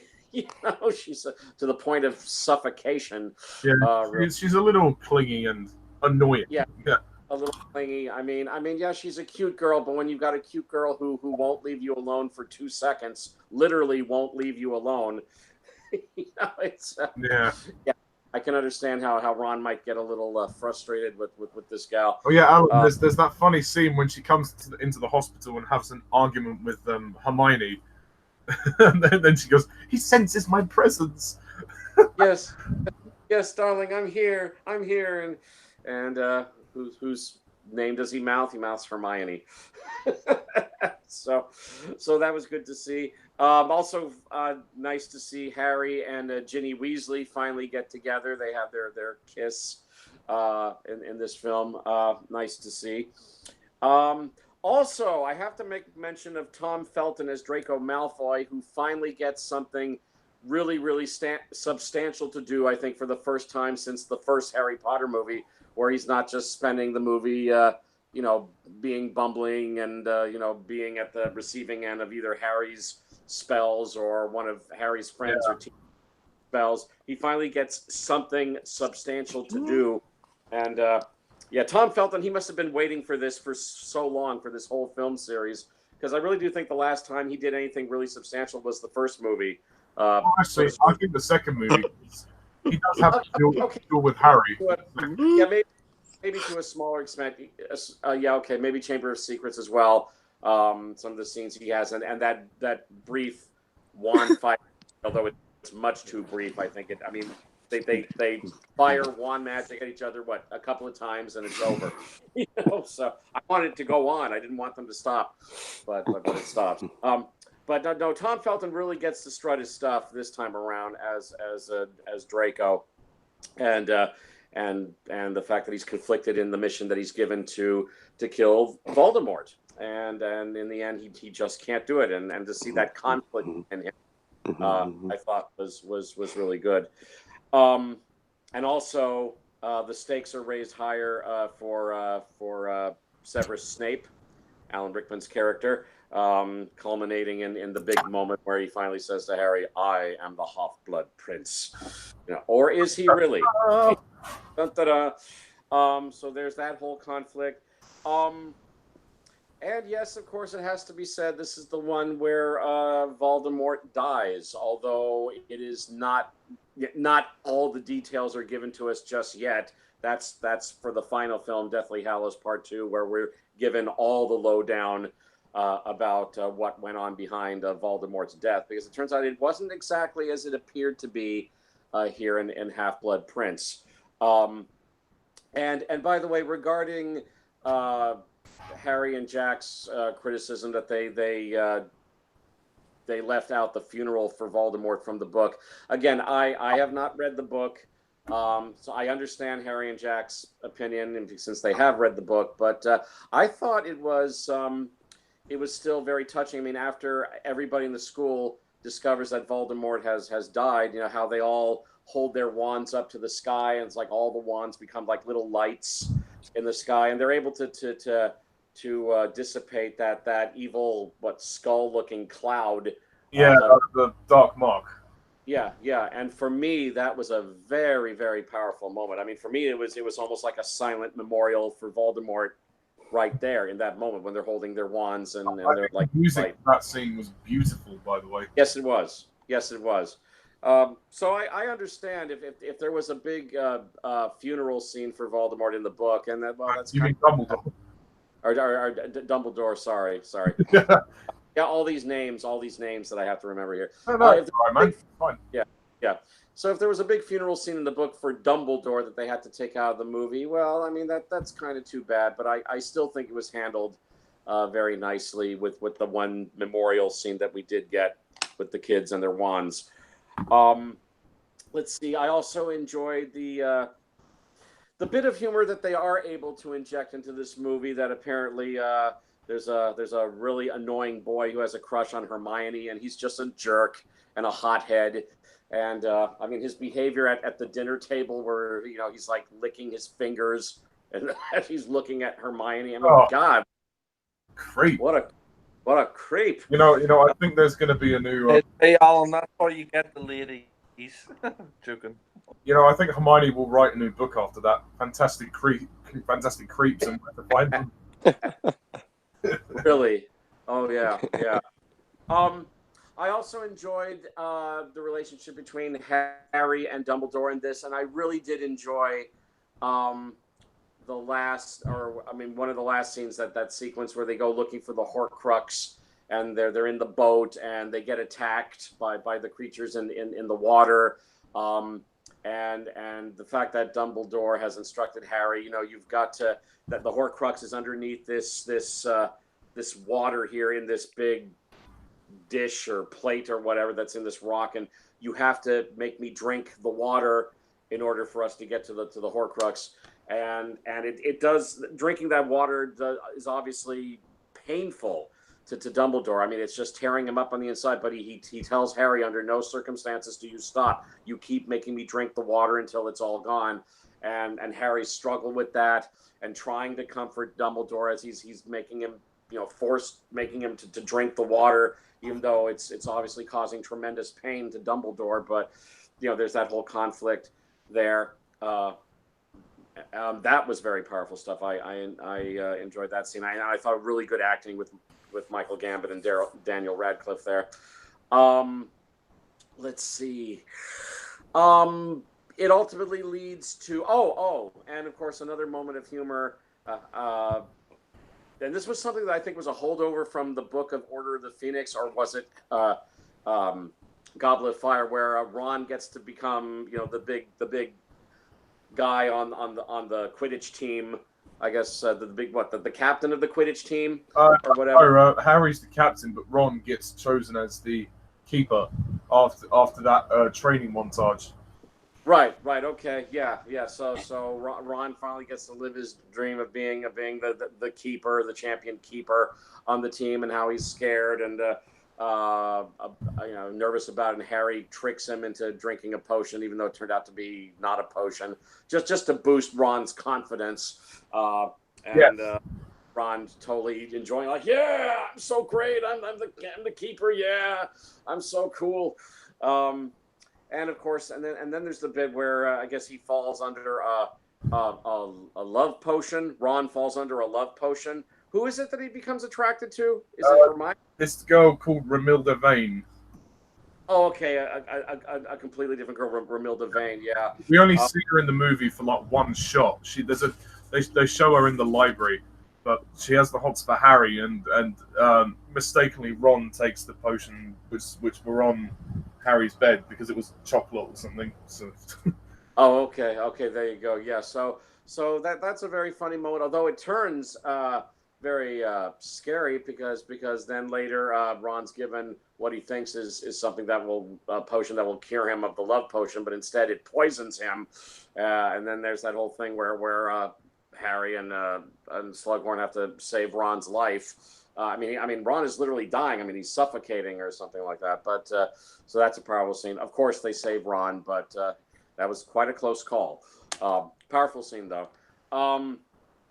And then, of course, all of this culminates into, I guess, the final scene It's not an action-packed scene, but I think it's a very powerful scene, where finally Draco, he's on order from on high that he has to confront Voldemort and kill him, but in the end he can't quite do it. He just cannot bring himself to do it, and then Snape steps in and kills Voldemort.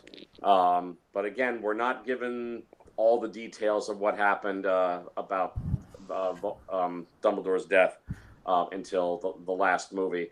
But still, very, very powerful. Harry angrily tries to confront Snape as they're leaving Hogwarts, but Snape floors him, literally sends him to the pavement with a spell, and tells Harry, I'm the Half-Blood Prince. And then, of course, this all has to do with this particular book that Harry finds her in the movie that's made for the Half-Blood Prince. So it's all very good. It's very dramatic, very powerful. I wasn't bored by this film. It may be less action-packed than the other Harry Potter films, but really that didn't bother me. I mean, I still think there's still enough stuff here to keep you interested, and it's the movie that sets up the big final chapter. So there's a lot of important stuff that happens in Half-Blood Prince, and I still found it all very powerful. I won't say it's the best Harry Potter film, but I think it's a great Harry Potter film all on its own. Very powerful. It sets up the big grand finale wonderfully, I think. So I like it a lot, and I will give Harry Potter and the Half-Blood Prince a very solid 9 out of 10. Ooh. Ollie. Yeah. You know the way you're saying fantastic creeps and where to find them? Yeah. Could you imagine if Roger Moore was with Emma Watson? It would be Harry Potter and the Half-Cocked Prince. Oh. Well, moving swiftly on from that sexual debacle. Sorry. God, that made me laugh. Half-Blood Prince. Okay. I'm sorry, Alan. Cocked. Yeah. Okay. All right. I need to move this swiftly because it's already gone 11 o'clock. So, Half-Blood Prince. Sorry, Alan. I'm going to join these two misfits and say that this is a good movie, but it's not great. For me, I mean, when this came out, I really enjoyed it. When I was younger, I was 12 when it came out, and I loved this movie when it came out. Over time, it's gone down, in my opinion, a bit, to the point where, unfortunately, out of the original 8 Harry Potter films, it is my least favourite. But I take it over the Fantastic Beasts franchise. Ollie, even if you're not the biggest fan of the Fantastic Beasts movies, at least they're better than Half-Blood Prince, right? I'm sorry, I take Half-Blood Prince over those 2 films, I'm afraid. Fair enough. Yeah, I've done a ranking video in 2 parts of all the 10 films, if you're interested to see why I choose to rank them where I do. But anyway, this movie, well, the one thing it does do better than the previous movie is tonally for me. It's at least a bit more balanced. There's a lot of dark stuff, but there's also a lot of light stuff. There's a lot more humor this time. And I do agree with Jack and Harry that the romantic elements are focused on too much. And it does deviate from the book a bit too much. It is the least faithful to its original novel, which is a problem for me. Some of the changes weren't that great for me. Well, it's still a good film, and it is a hard book to adapt because the book is quite slow and it's very exposition heavy. There's a lot of like backstory to get in there, so they had to be very selective about what they used. But I do think they could have used a bit more. They could have used more about Voldemort's backstory. All we get really is about how he made the Horcruxes, which I guess is the bare minimum that we could have got away with. But still, they could have gone further with that and focused less on the romantic side.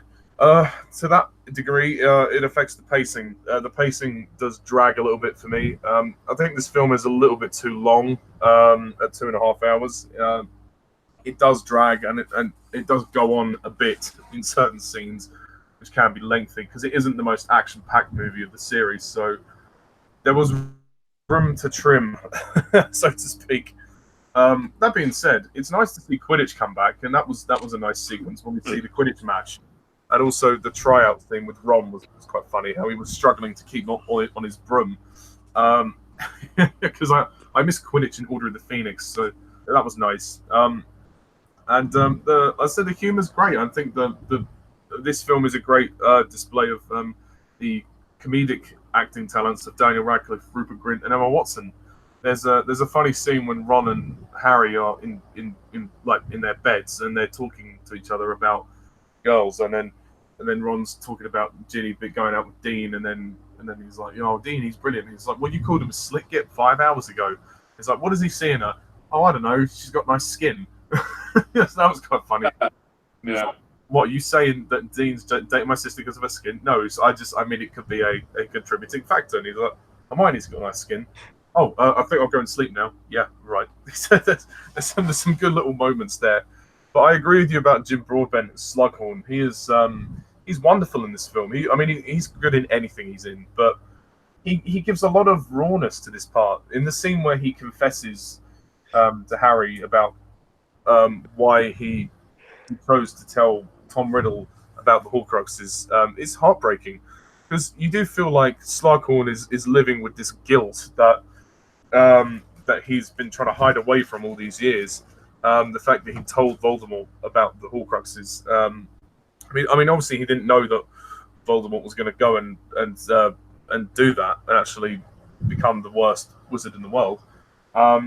And because of Harry's mum dying as well, and Harry's mum was favoured by Slughorn, so he's got that sort of emotional conflict, which I really, really liked, and I liked that J.K. Rowling wrote that character. And he's quite, I mean, on the surface, he's quite a bumbling character. He's quite funny. He's got a little bit of quirks to him, and he's quite funny when we introduced him as an armchair. That was good. And that scene when he gives Harry the memory, and then Harry puts his hand on his hand to stop him shaking, and then they pour the memory into the vial. Hang on.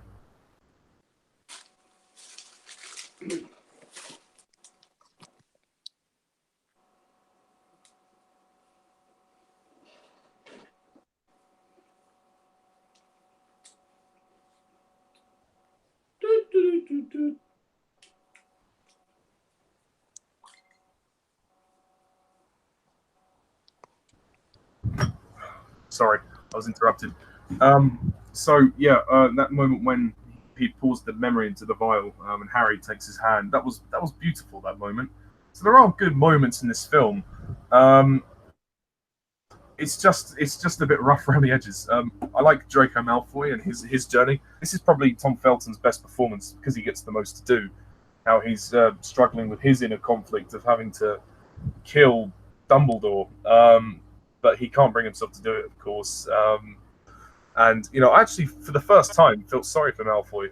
There's that moment when he goes into the bathroom and he starts crying because he's beside himself. He doesn't know what to do. He's struggling with the initiation process of becoming a Death Eater. I do agree that the film isn't as action-packed as it could have been, even though they try to add a bit more action into the movie. The bathroom fight could have been longer. They could have had the final battle instead of that pointless chase outside into the grounds. I didn't mind the burrow action sequence. That was pretty cool. But why the hell did they burn the burrow down? It just seemed a bit pointless, really. And it didn't last for very long either. So it was a shame. But at least it adds a bit more action to the movie. There's also quite a funny scene when Harry and Ginny are sort of when she's feeding him the mince pie, and then Ron comes in with a whole plate of mince pies and sits between them. That was pretty funny. And I like Ron and Hermione in this film, and they get much more to do than they did in the previous film, because Ron gets a lot of comedy, as we've said, like when he gets drugged with the love potions, and Rupert Grint gets to use his comedic talents.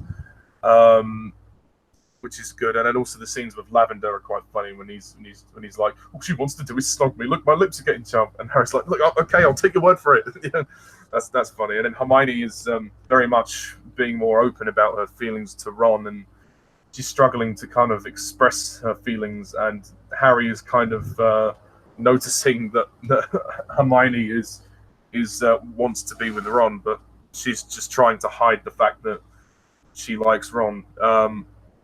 And then there's don't see the point of adding Romilda Vane into the story because she doesn't do anything. They show her for one shot, and that's it. Nobody's good. If you haven't read the books, like Alan, you'd probably be a bit confused, and I'm not surprised that Alan probably didn't realize that because it's not made very clear. So I said the film just deviates too much, and it is the least faithful to its novel. Also, one other point that none of you guys have mentioned: the Minister for Magic.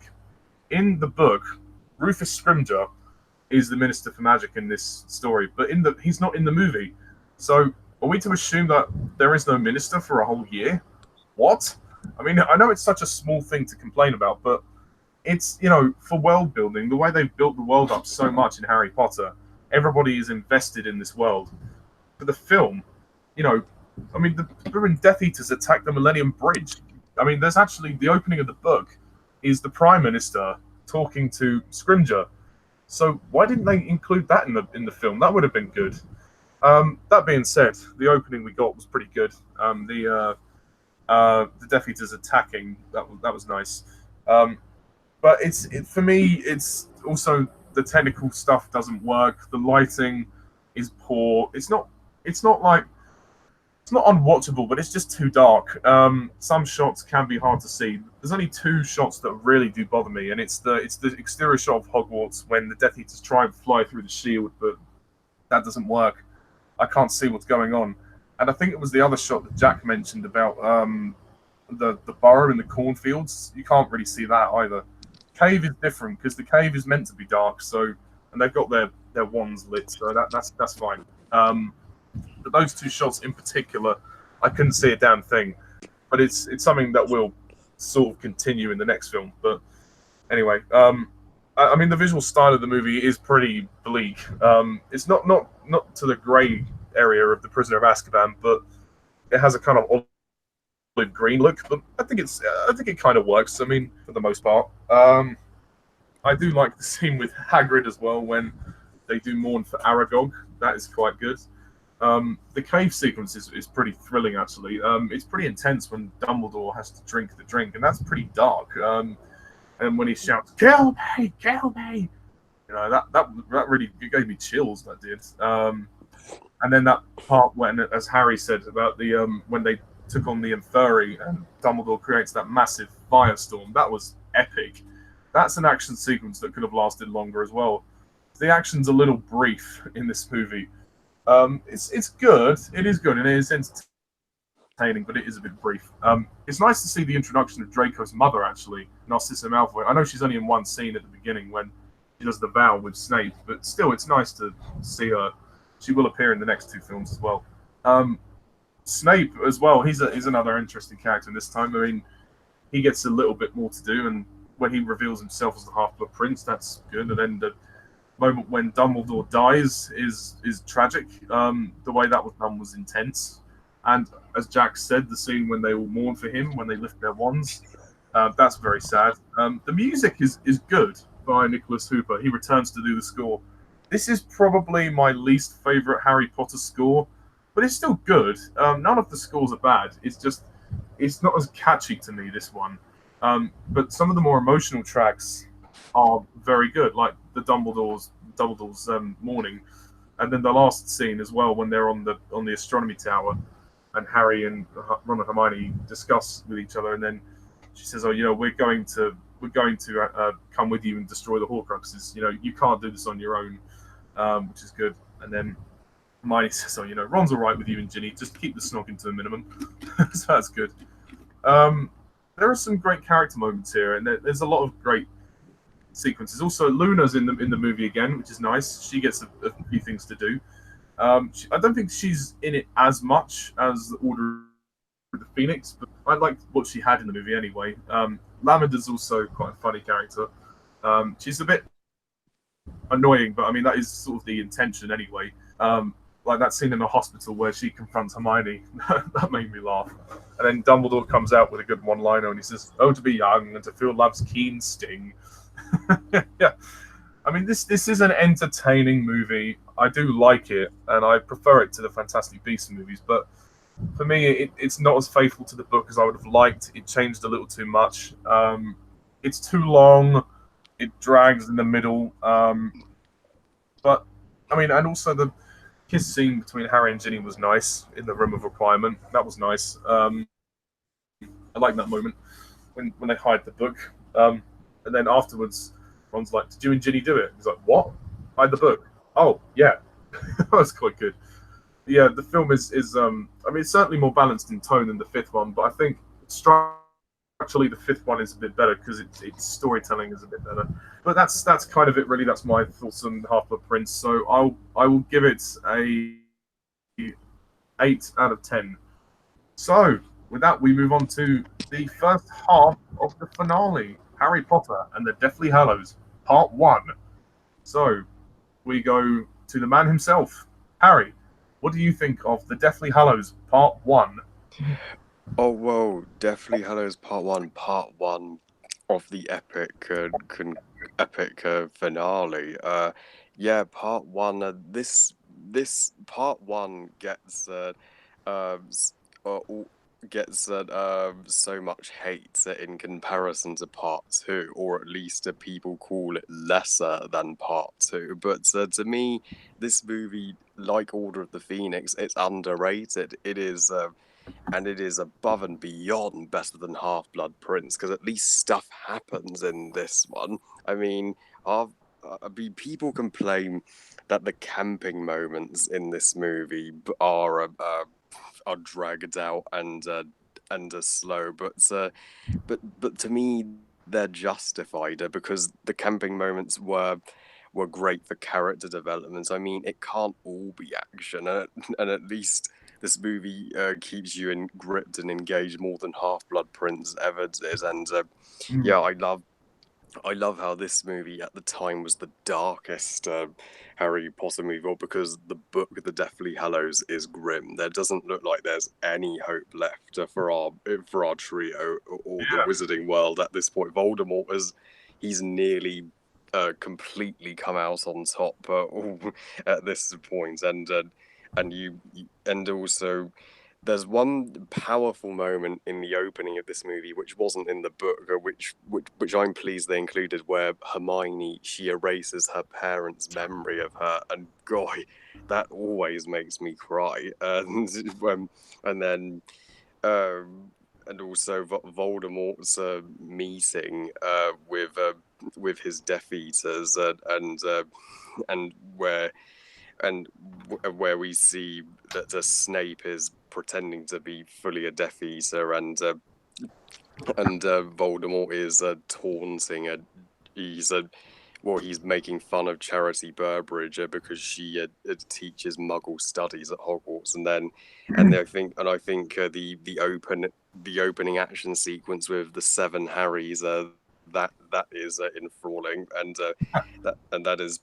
And also, it does really hit you in the feels that more characters in this movie are killed off. We lose Hedwig, Mad Eye, and Dobby in this movie alone. But Yeah. how come Dobby got a huge send off, but Hedwig and Mad Eye didn't? I'll never know. But said, oh well.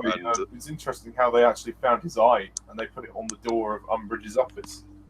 Oh yeah, that was Mad Eye's eye in Umbridge's office in the Ministry sequence, and also the Ministry sequences. That is a terrific action scene where they infiltrate the Ministry with Polyjuice Potion to get the Horcrux locket, the true locket, and then and also the Godric's Hollow sequence, which is both emotional because Harry is revisiting his birthplace, and when we see.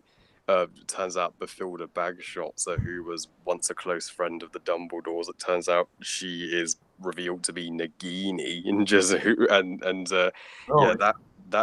that scene. This was the equivalent of a horror movie, and then dark. I know, right? It's extremely, yeah. This movie this movie had serious balls, and also it was shocking to see Ron being corrupted by the Horcrux, as the Horcrux was only increasing his jealousy of Harry and Hermione getting closer out there, and he leaves after a spine-chilling showdown with Harry, but then he does return, thankfully, too, and he gets his defining moment in the series when he destroys the locket with the sword of Gryffindor after the locket shows him a Harry and Hermione literally fucking. I am not kidding, and I'm like, well, I mean, I wouldn't go that far. It's just them. Then they're just naked and they're just They keep in PG-13 rating. Well, Right. yeah. I'm like, this is away with it, really. I'm like, this is PG-13 and 12A, right? And also the scenes with Xenophilius Lovegood. We get our one and only animated sequence in a live action franchise, the Three Brothers animated scene, which is beautiful, and Emma Watson does narrate that wonderfully, and then we get a chase scene that wasn't in the book, but it did improve the scene where the Snatchers are chasing down our trio through the forest, and that is one of the most phenomenally shot scenes in the movie. That was heart racing, and then we even get a hint. We get to see Grindelwald show up in this franchise for the first time. We had no idea that he would be the main antagonist of the prequel franchise at 6 years later. But great that this does tie in to Fantastic Beasts, and then the finale at Malfoy Manor, where we see our good old Dobby come to the rescue, but sadly, in his final appearance, the fact that we lost Dobby goes to show that J.K. Rowling is taking no prisoners with this final installment, and then with the cliffhanger when Voldemort steals the Elder Wand from Dumbledore's tomb at the time, that was one of the best cliffhangers I have ever seen in a movie, and it was the perfect way to conclude the movie and lead into part two. I think it was 100% the right decision to split the Deathly Hallows into two movies, because there's no way they could have told a narrative this large into one movie.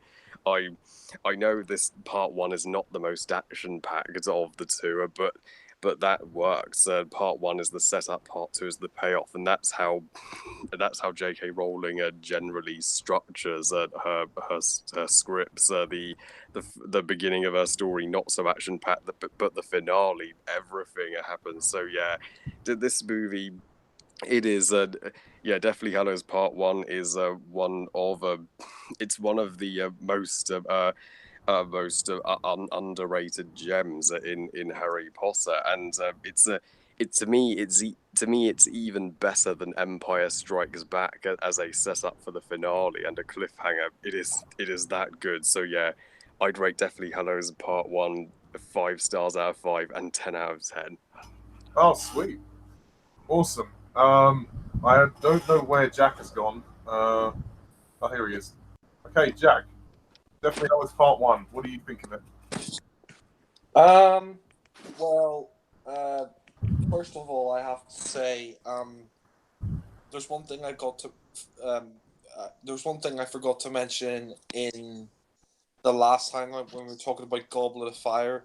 I love the scene where Harry, in his first tournament, he comes across the dragon, and the way he managed to train it. I mean, you could literally say that was how to train your dragon. Anyway, on to Deathly Hallows Part 1. So, I think Deathly Hallows Part 1 is a great film. I mean, much better than... do you? Yeah, much better than Kung Fu Panda 2. But... But Come on, Jack. We got to keep this moving. We're sorry. It's nearly midnight, so we yeah, got. that's true. No. All right, I'll be snappy with this one. Yeah. Sorry. Okay, definitely Hallows Part 1, not Lego Ninjago, Kung Fu Panda, or How to Train Your Dragon, or Legend of the Guardians, but definitely Hallows Part 1. I think it's a really great film. I actually think this is the most underrated film in the whole Harry Potter series. I mean, I know a lot of people. I agree with you. I know a lot of people would rank this near the bottom, but I would rank this a lot higher. I mean, I know this is Alan's least favorite, and I know Angel said it's his least favorite, and I know my friend said it's his least favorite Harry Potter film. But I think this is a great film. I mean, I think David Yates really improves upon the direction from Half Blood Prince. I mean, from the get go, that this is it. The shit has hit the fan. And Harry his life is in danger. I mean, his own mortal being could possibly die because of Voldemort, and not Garmadon. But I think the way the film begins is awesome. Like where we see that the Death Eaters are coming after Harry, and I love the scene. It made me laugh where Harry was transforming, where they got the potion to make Harry transform, and he's like, oh. And you got Mad Eye Moody return. He's like, I'll be warned, that Polyjuice potion tastes like goblin piss. That's just quite funny. I mean, splitting Deathly Hallows in half was very controversial at the time because they never done that for any of the Harry Potter books. They never done that when they were adapting any of the other films. So splitting this in half was quite controversial. But I honestly think that it works because I mean the Deathly Hallows book. If you've read the book, it's an incredibly long book, and it's also the last Harry Potter book. There's a lot of story and things that are going on in it. I mean, it's not like Order of the Phoenix where you have a lot of filler and build up. This is basically, it's all, basically nose to the grindstone stuff. But I mean, I think the film is great. I mean, I think the scene where Fred loses his ear, that was quite a that was quite a good scene. Although in the book, that scene was a lot darker. But I'm glad they I mean, he still managed to make a joke about it. I'm holy. Like, I thought that was quite funny.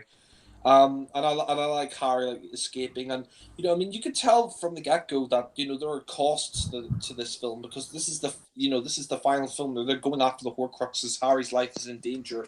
Voldemort wants him dead, and it's quite shocking because we see Fred, his ears, the top of his ears gone, and Mad Eye Moody's dead. We don't see his death, which I'm glad that they didn't show. Actually, they just said, "Oh yeah, he didn't make it." That was great, and it's interesting that they were tipped off to the fact that Harry was being moved. I mean, I think the film, the pacing, I think for the most part is very good. I know, like Alan and said in his review, and I know a few others who said the pacing kind of drags. I didn't notice that at all really with this film. I mean, the pacing for me was very good, and like I said, what I think is great about this is it does feel like a finale. It feels like the stakes are at its highest high here. Well, I mean, it's a build up, so we still have to get to part two. But I mean, it's certainly a very very intriguing build up. There are obviously with the deaths, I suppose that makes it there's a certain finality about it. Yeah, no, I mean it's not that the stakes aren't as high as the next film, but this is next to the part two. It's the film with the highest stakes of the series, I think. There's loads of great scenes in this film. I love the scenes where they're basically trying to find out what's going on with Malfoy, like in the film, because he's got this cabinet or whatever it was. No, sorry, I think that was the last one. I'm getting a bit confused. No, I know. I like the fact that this film that they're on the run. Sorry, that was my mistake. They're on the run, and we don't have Hogwarts at all in this film. This is the only film where Hogwarts does not appear at all, which I'm kind of glad because I think it would be kind of Formulaic. it would, yeah, and it would be a bit redundant to have it here. I mean, all the scenes where they're on the run, I have to say, I really enjoy them. I mean, they didn't bore me. I think that there's a lot of crucial character development, like the scene where, they're trying to find a Horcrux and they arrive and they find out that Umbridge has it, and I really like the scene where they all change into the different bodies, like the adult bodies. They have to take the potion, and there's some really like funny comedic scenes, like where Umbridge gets in the lift and she's like, "Oh, get out, get out of this floor," and it's kind of funny to see them sort of in adult bodies, and the actors who play them are very good. I really like the scene where they go, they get the. I love the scene where Harry appears in court, and he's like, "Oh, I mustn't tell lies," and he gets the Horcrux. That was great, and he gets transported to the forest, and all the scenes in the forest I think are really good. And this film, the characters.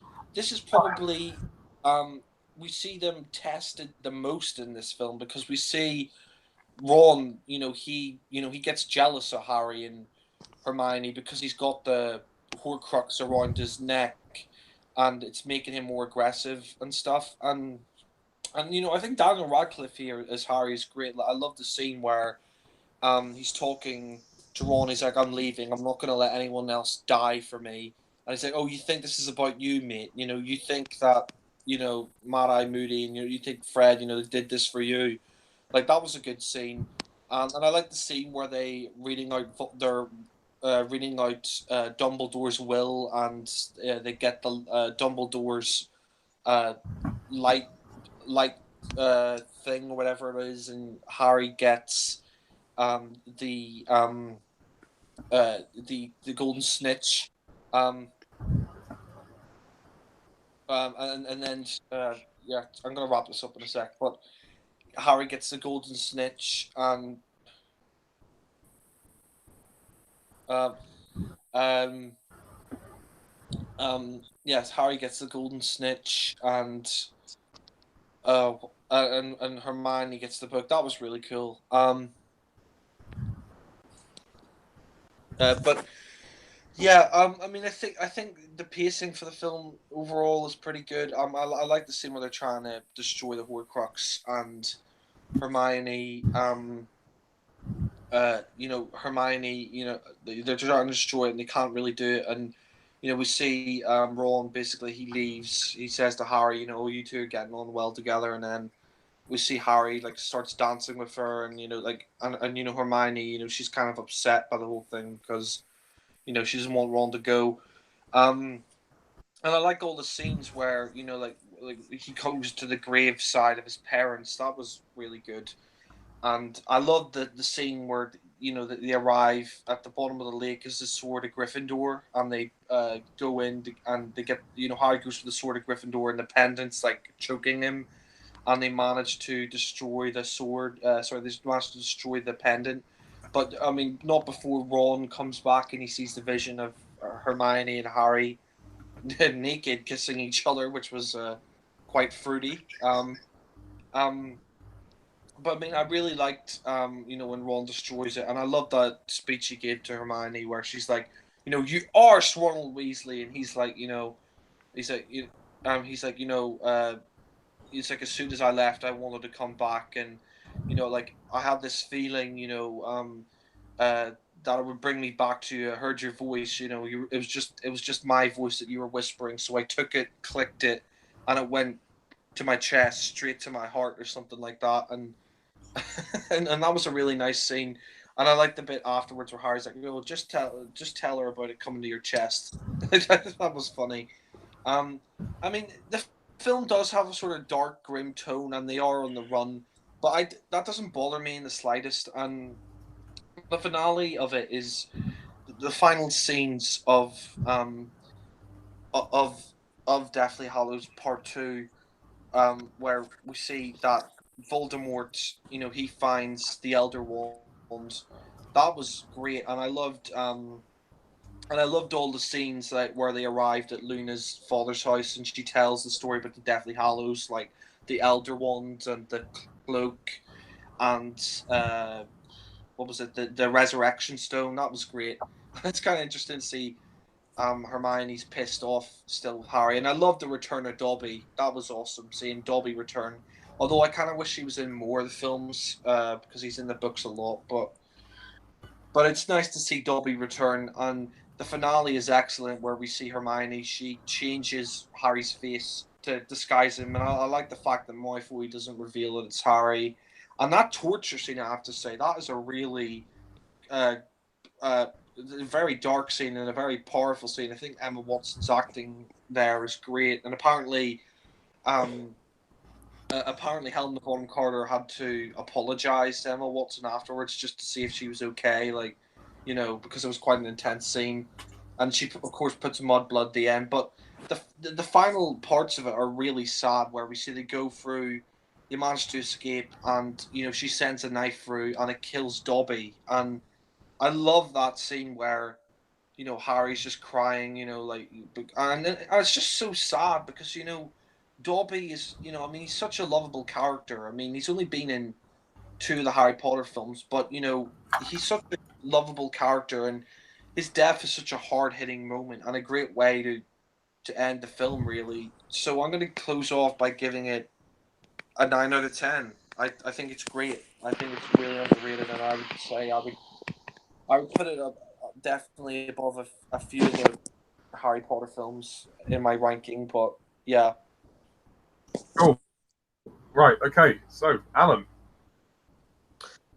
Okay, Harry Potter and the Deathly Hallows Part 1. So, I guess it's my turn to be the pooper in the party regarding this particular movie. Although, let me reiterate, as I've said in the past, there are no bad Harry Potter movies. They all range from good to great. And Deathly Hallows Part 1, in my opinion, is still good. I still like this one. This is definitely a good Harry Potter movie, but this is definitely my least favorite of the Harry Potter films. It basically because to me, it just feels like a setup for the real big finale, which is Deathly Hallows Part 2. I mean, I don't doubt that everything that happens in Part 1 is important to the story. I mean, this is it's basically a chase movie in which Harry, Ron, and Hermione are basically on the run. They've left Hogwarts, and they're on the run looking for the Horcruxes in order to defeat Voldemort.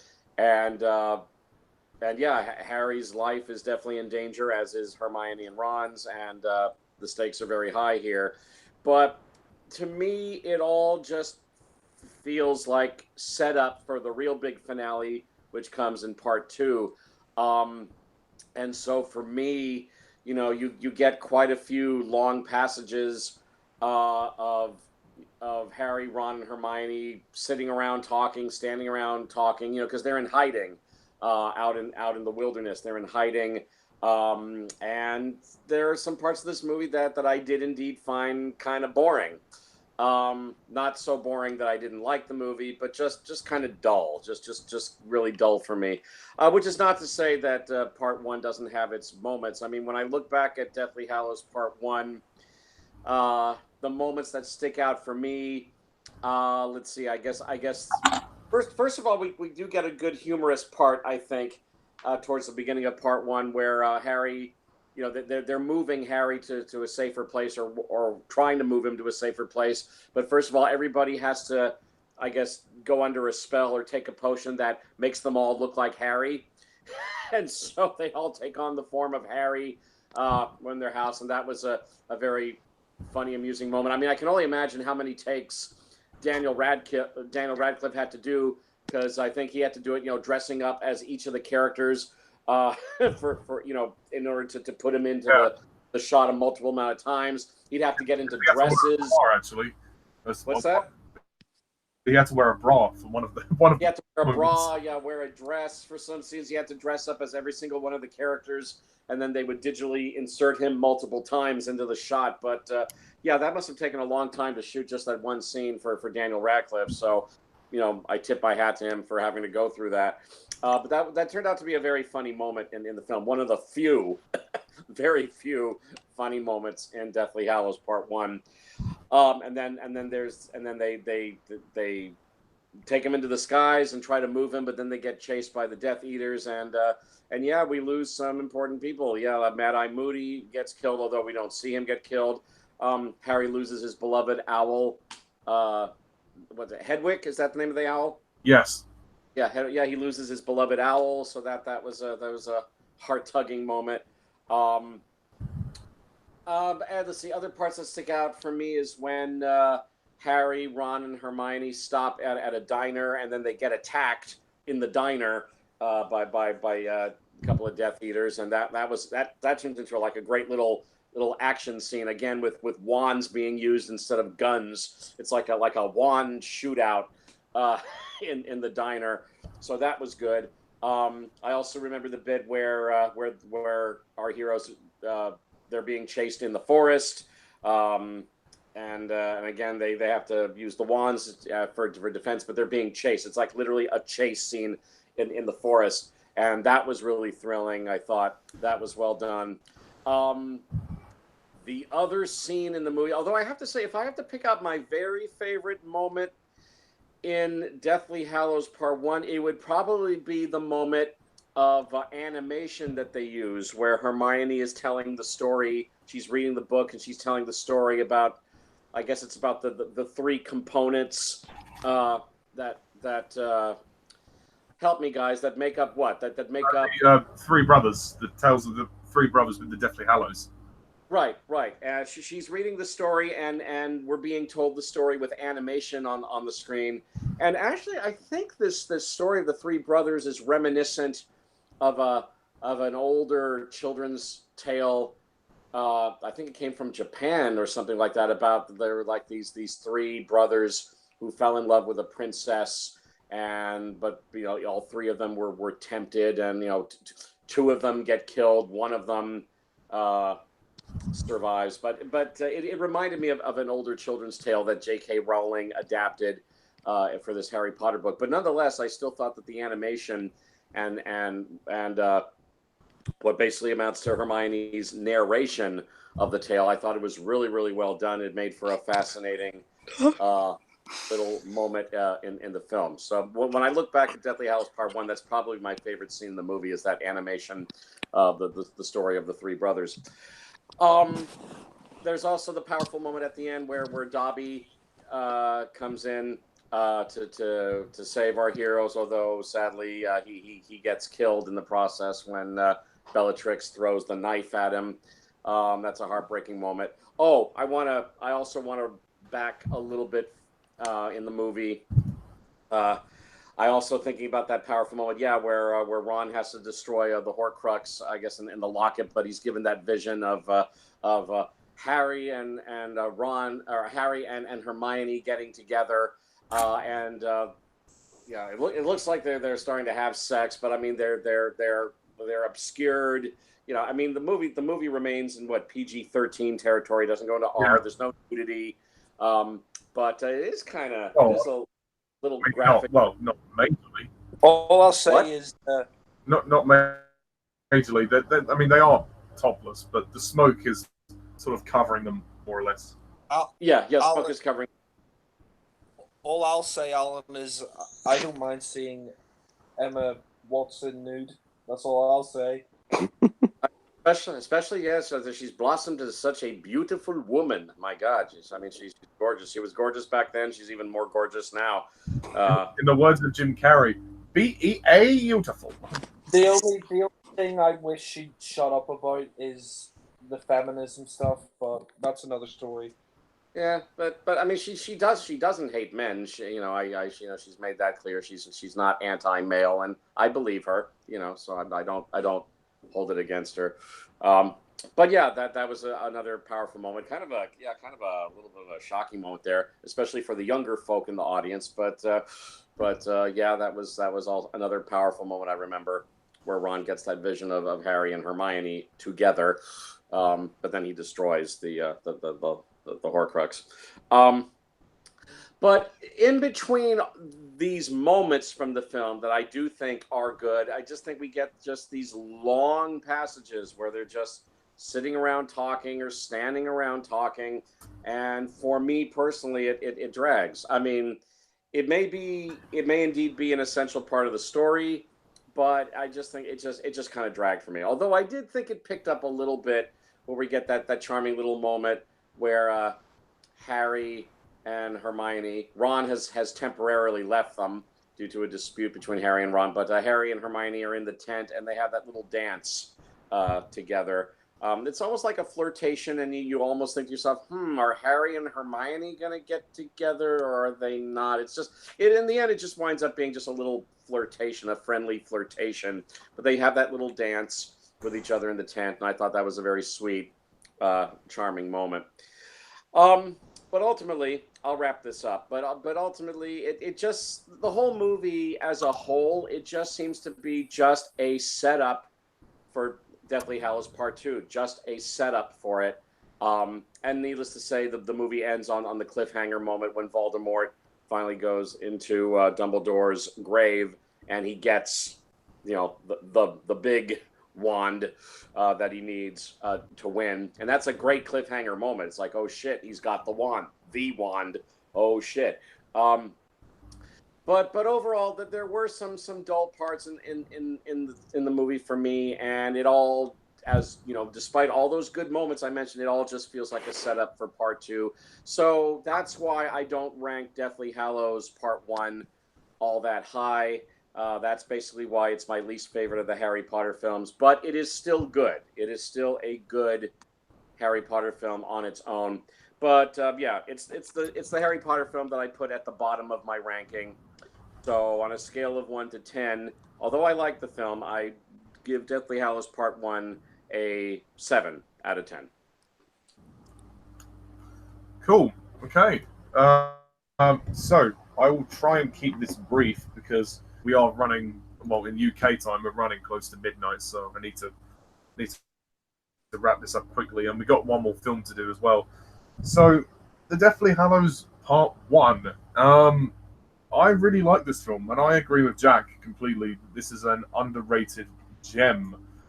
Maybe it isn't perfect, but I still think that it is a big improvement over the previous film, and it's the most unique film of the series because there is no Hogwarts. The only film out of the 8 that doesn't feature Hogwarts, which is interesting to me. I think David Yates' direction has really improved. The quality of his direction here is very good. I think the film is also lit a little bit better as well. There are still a couple of dark shots, but you can see it more clearly than the Half-Blood Prince. Well, for me anyway. I like the sense of jeopardy of this film. The fact that this film is a tension builder. Like, it does have action in it, and it is an epic ride. But it's a lot of the time it deals with kind of desperation and the fact that the heroes don't know anything. Dumbledore didn't give Harry all the information he needed. He left them clues, like in his will, like little tools that they could use. Like Hermione has the book, Harry has the snitch, and he also has the sword, which they don't have, and Ron gets the Deluminator. So they kind of get set up on their journey, and then they don't really go anywhere very quickly. They manage to get the locket, but that's it, because the original one in the Half-Blood Prince was a fake. This movie is gripping from beginning to end. I really like this film. The opening is kind of somber. It's kind of sad actually when Hermione decides to erase her parents' memory, which isn't in the book, yes, but I think it works because she's giving up everything for her best friend here. She wants to keep her family safe, so that's why she does it. And it's a very sad moment when all the pictures start to fade away. It really is sad when that happens. The only downside to the opening was that they left out the Dudley scene when Harry and Dudley actually reconcile, and Dudley says, "I don't think you're a waste of space." And their excuse was, "Oh, we couldn't find a way to edit it into the film." Bullshit. Bull fucking shit. I saw somebody who did an edit of the opening scene of the Deathly Hallows Part 1, and they put that deleted scene in there, and it worked fine. So I'm sorry, but that was ridiculous that they left that out, because it's one of the most crucial scenes of the whole story. You know, but whatever. It's actually saying that, Ollie, I completely agree with you, because I remember when the book originally came out back in 2007. It is a crucial part of the story, because the whole, I mean, like Petunia, like she apologizes to Harry, and Dudley, he apologizes to Harry, and it is a crucial moment because, you know, Harry saved his life. You know, I agree with you. Why the hell did you have to take that scene out, David Yates? But yeah, anyway, Yeah. go on. But I mean, thankfully, it's not too much of a problem, because the movie gets going and it starts to carry on. And I love that meeting scene with the villains and with Voldemort and the Death Eaters in the Malfoy Manor, which is really chilling, especially as they've got this woman, Charity Burbage, and then they kill her, which is really dark. Draco is shitting his pants. And you can still see that Harry is kind of trying to get over Dumbledore as well. We see that flashback of Dumbledore's death as he's falling off the tower. The scene with the seven Harrys is pretty cool and pretty funny. The movie does have humor. It is a darker movie, but it does have some sprinkles of humor, which is you know, appreciated. Particularly in the Ministry scene, that made me laugh. But also the seven Harrys, when Fred and George just go, "Wow, they're identical," which is good. That seven Harrys moment is brilliant. I think Daniel Radcliffe did that scene really well. That's a complicated scene to make. I've seen the featurette on the bonus features of them trying to make that scene, and Daniel Radcliffe having to kind of do everything in front of the green screen and wear all these different outfits and try and take on the mannerisms of all these characters, which is not an easy thing to do. And with all the characters that are in there, he does a damn good job. It is particularly funny seeing him wear a bra. I have to say that is quite funny, and that's good. We also get a new character in this film, Mundungus Fletcher, who's basically this con man. He's like this thief. I mean, he is in some of the other books, but they only bring him into this film because this is essentially the only sort of important thing he does. When he basically sort of sells a lot of gear that Sirius had in the old house, and he trades it all in, and he sort of traded in the locket to Umbridge, which is interesting. But I mean, he's only a very brief character. He doesn't appear in any of the other movies, but I like the guy that played him. I thought he did a pretty good job. The action scenes are phenomenal. The sky battle, which is in the opening, is really cool when Hagrid and Harry are on his bike. That's really good. It's sad that Hedwig went, and I guess I agree with you, Harry. Some of the emphasis could have been on that death. That would have been nice, because Hedwig is such a sweet owl. I know, right? But, yeah, and as for Mad Eye, I mean, we never see him die, so it would have been nice to see that. But it was kind of ironic when Bill Weasley said Mad Eye's dead, because in real life, Domhnall Gleeson is Brendan Gleeson's son, who plays Mad Eye. Then he plays Bill Weasley, so they deliberately gave that line to him. Speaking of which, Bill Weasley, he's a new character in this film. He's mentioned in the other films, and he's mentioned in the books. He appears earlier in the books, but I guess it made sense for him to appear here. He doesn't do all that much. I mean, the only reason they chucked him in this film is because he gets married to Fleur, who was in the Goblet of Fire, who was one of the champions. Ironic, but yes. And then, for the most part, it's Harry, Ron, and Hermione on the run. The other characters do have their moments in the movie, but it is mainly Harry, Ron, and Hermione in the film, which is great. It's like a three-hander of them just on the run, and I think all three of them give some of their best performances. There's a great scene in the tent where they argue, and Ron's wearing the locket, and then him and Harry get into a huge argument to the point where Ron leaves, and he says, your parents are dead, you have no family, and Harry tries to go for him, and then he just tells him to fuck off. He tells him to go, and then Ron goes. which is so. This film essentially sees them at their lowest low, and they're torn apart, which is really sad. And there's a lot of sadness in this film. There's a lot of raw sense of struggle, in this film, which is very sad to see. There's a lovely moment also when Hermione is sort of upset because Ron has gone as well, and she's struggling to sort of keep a clear head as well. And Harry picks her up a bit and they have a dance scene. It's not in the book, but it's a lovely moment where we see a bit of a lift in the moods, which is nice. But she's still a little upset, but she does at least smile again, so that's nice. The ministry sequence is really good. It's nice to see Umbridge come back for one last time, and as Jack said, that moment where Harry is about to change back to himself, and he says, "You're lying, Dolores, and one mustn't tell lies." That was really good, and the moment when they escape is pretty awesome. The Godric's Hollow scene was scary. They confront the snake and Nagini. When Bathilda Bagshot transforms, that used to freak me out. That was pretty scary. The action is a bit better, actually. I think David Yates is finally getting accustomed on how to direct action, or at least a bit better. And then, of course, we get to see Luna's father, Xenophilius Lovegood, as well. He's a nice character, and he's kind of similar to his daughter, obviously. I like that his house is like a big shoe, or like a big tower. No, not big shoe. Sorry, like a big sort of wonky house. It's got like it's not exactly jointed together well. It kind of fits his character. Ron gets a lot to do as well. I think Rupert Grint gives his best performance, actually. There's a moment when he comes back after destroying the locket and he gives a speech. He's like, talking about this ball of light that touches his heart, and he's trying to win Hermione's trust back. And it's a lovely moment there. It's a really lovely sequence. And the part when they destroy the locket is very enthralling as well. Although when we see the projections of Harry and Hermione, like the ghost versions of Harry and Hermione, when they're when they're snogging, it is in the book that they are snogging, but it never mentioned anything about them being naked. I mean, don't get me wrong, it was kind of nice to see Emma Watson topless, even though it's kind of a CG with smoke over it.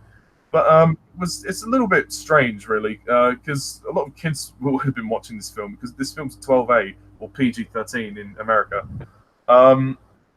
So yeah, I mean, I always found that a little jarring. I know it's meant to be Ron's worst nightmare and whatnot, but I would never have actually imagined them naked. I think that was a little bit too mature. I think they should have just had them keep their clothes on. You could still have them snogging, but it was a bit off-putting. But it doesn't bother me now. But at the time, it was like, oh, okay, wow. I guess my sort of main complaint with this film is that, yes, maybe the pacing is a little slow, but it kind of needs to be, really. It kind of needs to be slow, but maybe there are a couple of moments they could have cut. Nice to see the return of Dobby, and yeah, Dobby dies in this movie, and I guess I kind of knew that was the point they were going to break the book in two. It works, and it's very sad, his final death scene, and Harry says, "Oh, I want to bury him properly without magic," which I think was lovely. He did that, and he dug the grave, and yeah, and then Voldemort's the ending is pretty chilling when Voldemort goes inside the tomb of Dumbledore, grabs the Elder Wand. Pretty weird when you think about it. Oh God, yeah, I would never do that. But and I think just the emotion of this film is captivating. And the locations are great because we don't have Hogwarts in this movie, so it's nice to go out of the school for once, and we get to see like the wide open fields and everything. And there's a lot of this movie they are sitting around because they don't know what to do. They are trying to find the Horcruxes, and then the scene when Harry's trying to get the sword from the river is also intense because the locket is trying to strangle him. The fact that he goes in there willy-nilly in his undershorts. I mean, he's brave. He's very brave. How come Harry didn't just take the lockets off before going in the lake? I guess he didn't think of that. I guess Harry was stupid. Yeah. So there's a good scene at the wedding as well when Bill and Fleur get married. That's a nice scene. And then there's a moment with Ginny and Harry as well where he has to zip up the back of her dress, and she says, "Oh, it seems a bit silly, doesn't it, this wedding, given everything that's going on?" And Harry says, "Oh, well, that's the best reason to have it because of everything that's going on." They have another little moment, which is good. Also, the new Minister for Magic, Rufus Scrimgeour, he's good. I mean, Bill Nighy plays him, and he does a pretty good job. He's not in the movie that much. He's only in the movie for like a couple of scenes, but at least he's in it. It's better than him not being there. But and also the music score by Alexander Desplat is good. He's the last composer of the series, and well, obviously not including Fantastic Beasts. I like his score for this movie. It's quite intense and it's very different to the previous scores, but it works. And particularly in Dobby's death, the emotional track that plays there is lovely. I mean, yeah, the film's long. It's 2 hours 26 minutes, but I think it moves fine.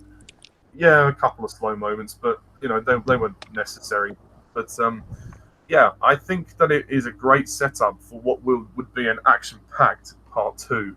So, and I think David Yates has created a great film. So, that's my thoughts on the Deathly Hallows Part 1, and I'm going to score this one a 9 out of 10. So, moving swiftly on to the last film, because we are running quite late. So, Harry, what do you think of the 8th and final film of this series, The Deathly Hallows Part 2? Oh, Deathly Hallows Part 2. This is a astonishing conclusion to one of the greatest franchises ever put to film. I mean, as much as I defend Part 1, I'm with you and Jack that it is underrated. But Part 2 is certainly the superior parts of the two because Part 1 was the slow burner, the warm up. Part 2 is the opposite. So Part 2 is all action. It cuts to the chase, and I love that this movie, the majority of it is literally the Battle of Hogwarts. The final battle is extended to a 2-hour movie, and it did, and even the, and. All I have to do is go to Gringotts, and then we're right back to Hogwarts. Yeah, literally, it's that rapid. This is the shortest movie of the original 8 with just a 2 hour and 5 minute running time. But to be honest, it is just adapting the final part of the book, so it was inevitable it was going to be the shortest. Even though Part 1, I forgot to mention that Part 1 is the one Harry Potter movie not to take place at Hogwarts, but Part 2 does go back to Hogwarts for the final time, and it was the perfect location to have the final battle because this story began at Hogwarts and it's where it should finish. And the opening, this movie has some of the finest action in the franchise, from the opening bank heist at Gringotts, where they escape on the dragon. That was glorious, and then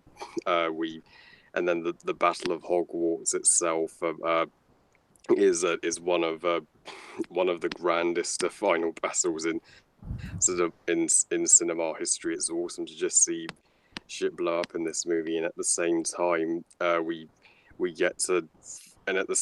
it's full of some emotional impactful moments, the losses and the deaths toll in this movie is off the scale. We lose Snape, we lose and all these students at Hogwarts give their lives just for Harry, and the Snape's memory scene.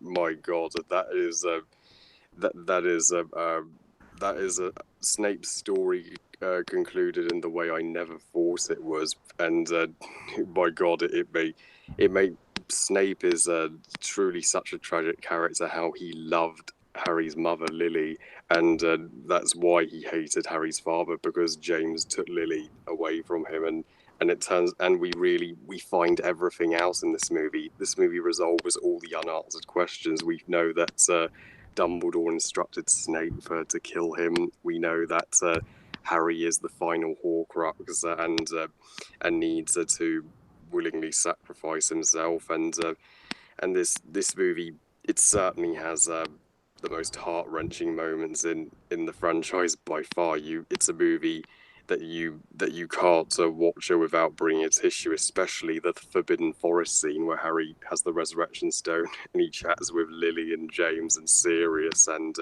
Remus and them, and even it's awesome to see Voldemort get far more screen time as well when he's just going nah throughout, and yeah, I love that the final duel between Harry and Voldemort is infinity times more satisfying in the movie than it is in the book. In the book, it's literally one spell, anticlimactic, but in the movie, they expand it far more. And yeah, I like the fact they made it more of a chase through the school as well, and when Harry threw them both off the side of the castle, that was cool. And then like, let's finish it the way we started it, together.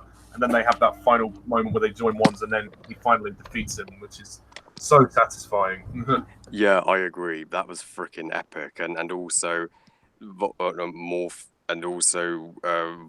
destroying the shield with the Elder Wand, and also the giants fighting the Hogwarts statues on the bridge. That is some stunning action, and also, yeah, and we even get to see Neville has Neville truly becomes the biggest badass in this movie. How he makes that inspiring speech when they think Harry is dead, but he encourages everybody to fight. And Neville is the one to wield the sword of Gryffindor and destroy Nagini, the final Horcrux. Even though we find out in the Fantastic Beasts movies Nagini is a human. Now I don't want Neville to finish Nagini, but oh well. And also the score for Deathly Hallows Part 2 would be my favorite of the original 8 movies. It is a sensational score, and the opening theme especially, and then not the final epilogue the 19 years later. That was wonderful. It couldn't have concluded the story any better, where we see Harry, Ginny, and Hermione and Ron take their kids to Hogwarts, and yeah, this is a hugely satisfying and wonderful finale to a franchise that will forever be dear to my heart. So yeah, I have not a single negative with Deathly Hallows Part 2, and it's by far the best movie of 2011. And yeah, but it's not my favorite Harry Potter movie anymore, because I had no idea it would be that the 2 best Wizarding World movies were still yet to come. So yeah, I'd give, but this is still one of. This is still in my top 3 of my favorites in the Wizarding World franchise. So yeah, I'd rate Deathly Hallows Part 2 10 out of 10 and 5 stars out of 5. Awesome. Thanks, Harry. Thank you very much. And we'll move on to Jack. Well, I'm going to keep this brief because it's already late. We still have Ollie and Alan to get to, so I want to wrap this up quickly. Well, I pretty much agree with Harry. I think Deathly Hallows Part 2 is an excellent film. This is easily the best film directed by David Yates. I mean, everything about this film is just epic. Is this your favourite of the series, Jack, or you still is the second one still better? I'd still say I prefer Chamber of Secrets, and I still think maybe I put Philosopher. I mean, I don't know. I'm toying between putting Philosopher's Stone at number 2 or this at number 2. It's really hard to make up my mind on that, but I think definitely Hallows Part 2 it's an outstanding film. I mean, this really is. We couldn't have asked for a better finale, really. I mean, I think uh, the opening of the film is great. Like, where we see that they go to, where we see the grave of Dobby, and they're talking to Warwick Davis as the goblin from Green Gots, and he basically says about the two forgeries, the two swords. And he says like he wants the real sword in offer and getting them to Green Gots. And I really like the scene where they talk to John Hurt, Ollivander, and he said that you're basically doomed. You're not going to survive since Voldemort has the Elder Wand. But that whole scene where they get into Green Gots, I really love it. Where you see Hermione disguised as Bellatrix. That was very interesting. And when they got into Green Gots, into the vault, that was a really cool scene. Although saying that, it's not. I think I said it in my review. It, it's not amazing looking as the inside vault of Green Gots isn't as amazing looking as it is on the front cover of the book, but it's still a really great scene nonetheless. And we see Harry's getting like swamped by these trophies or whatever, and he finds the Horcrux, which is great. And I love the moment where they escape on the dragon, and he lands in the water, and Voldemort finds out about the Horcruxes. That was great. Alan Rickman, I have to say, he is excellent in this film, and this is probably his best performance out of all the Harry Potter films, and it really gives you more insight into Severus Snape in this film, which is great. And it's interesting to see how he has basically taken over Hogwarts and he's ruling it with a iron fist. And I really love the scene where he's in the hall and he's like, whoever knows where Harry Potter is, give himself up now. And Harry confronts him and he's like, you betrayed Dumbledore's trust. And I love the fight between McGonagall and Snape, and Snape escapes. That was really well done. I mean, the film is just, terrifically paced. I mean, it's 2 hours and 10 minutes or 11 minutes, and so it's the shortest Harry Potter film of the series. And I don't think that's a bad thing. I mean, I think the fact that it is only 2 hours and 11 minutes, you didn't need it to be any longer than that. You didn't need it to be, 2.5 hours or something like that. That's something that Half Blood Prince could have done better. I mean, I think, to be honest, Half Blood Prince should have been 2 hours and 11 minutes. Yeah, I think David Yates listened to the criticisms and read the reviews of the previous two movies.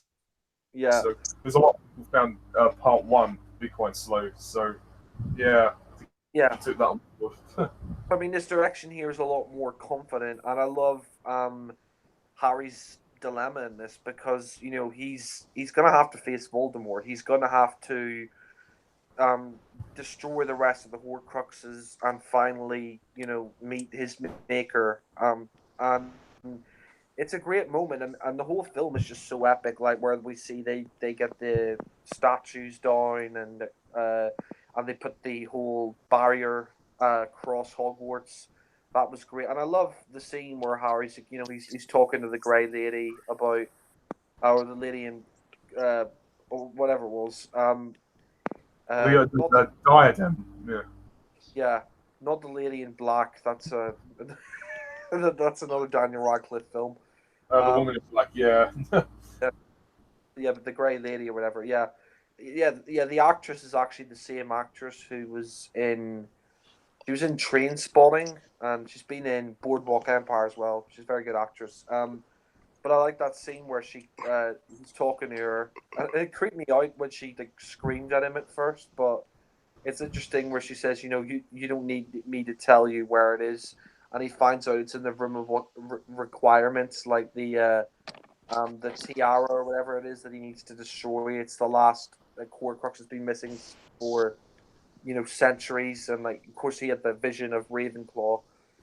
and that was good. And I really like the scene where Harry's with Malfoy, like where he's talking to Malfoy. He's like, why didn't you give me up? Like, why didn't you do that? And then we see, I think it's Crab or Goyle, whatever. I mean, he basically he puts the whole place on fire and he gets killed, which is quite dramatic. But I really love the scene where on broomsticks and they're leaving, and Harry's like, no, we got to go back. We got to save him, and that was a really great moment.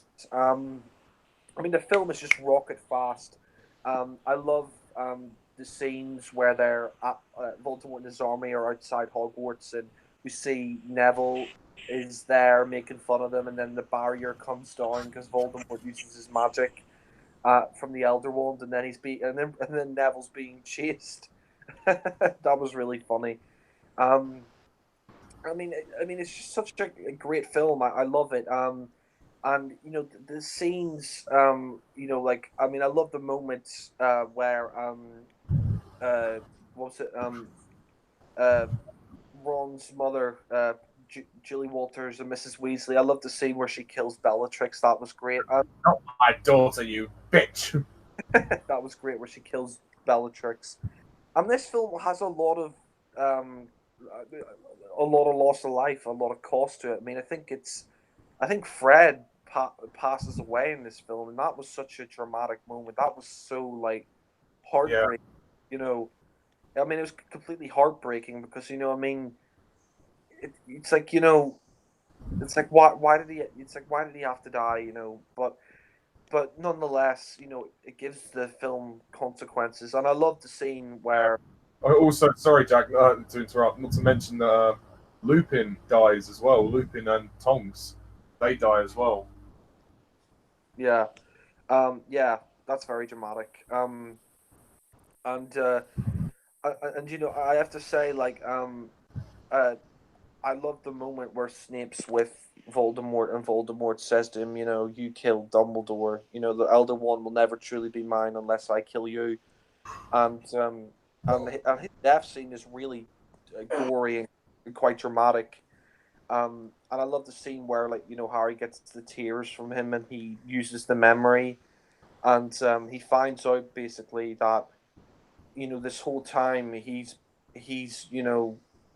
been basically a guinea pig. He's been raised Snape said it. You've raised him like a pig to slaughter, and I love those flashback scenes. Those flashback scenes were absolutely beautifully done. Like the scene where uh, Snape goes into Harry's house and he finds the body um Lily. of Lily. Yeah, of Lily, and he's holding her dead body, and he's crying.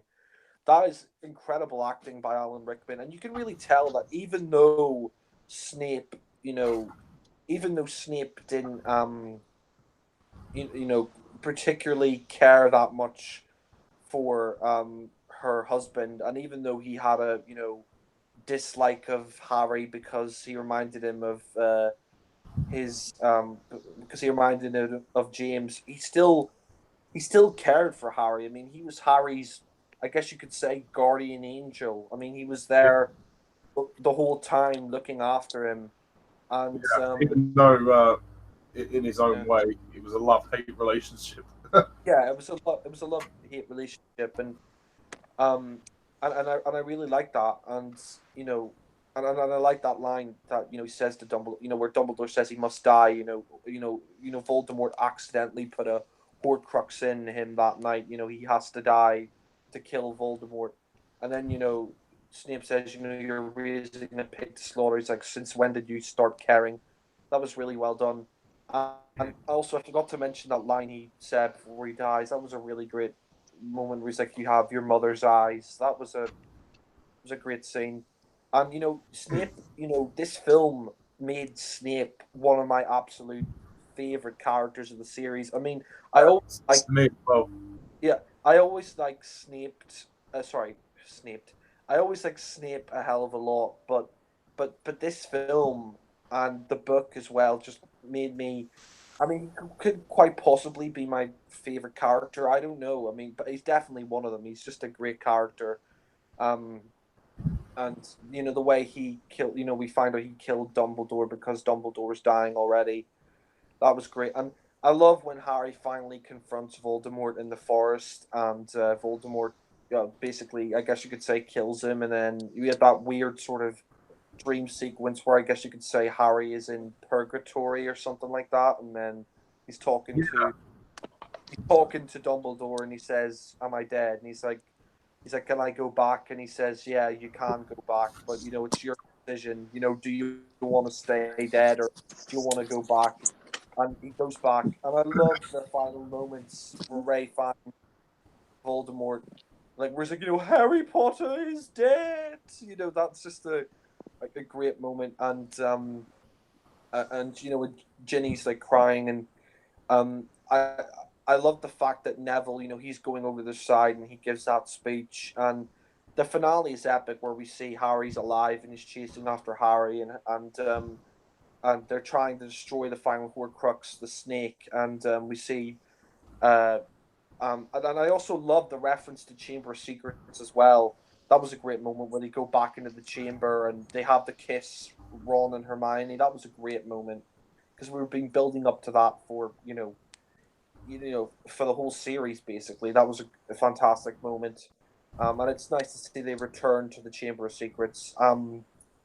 But yeah, no, I mean, I think the ending is great where they're about to get killed by the snake, and then Neville comes in and he saves them. He becomes a hero, which I'm so glad because in the previous films, like in the first 3 or 4 films, he was basically a goofball. He was an idiot, the butt of the joke. But by this time, by the final film, we actually see that he's not an idiot. That he is actually quite brave and he can be quite smart.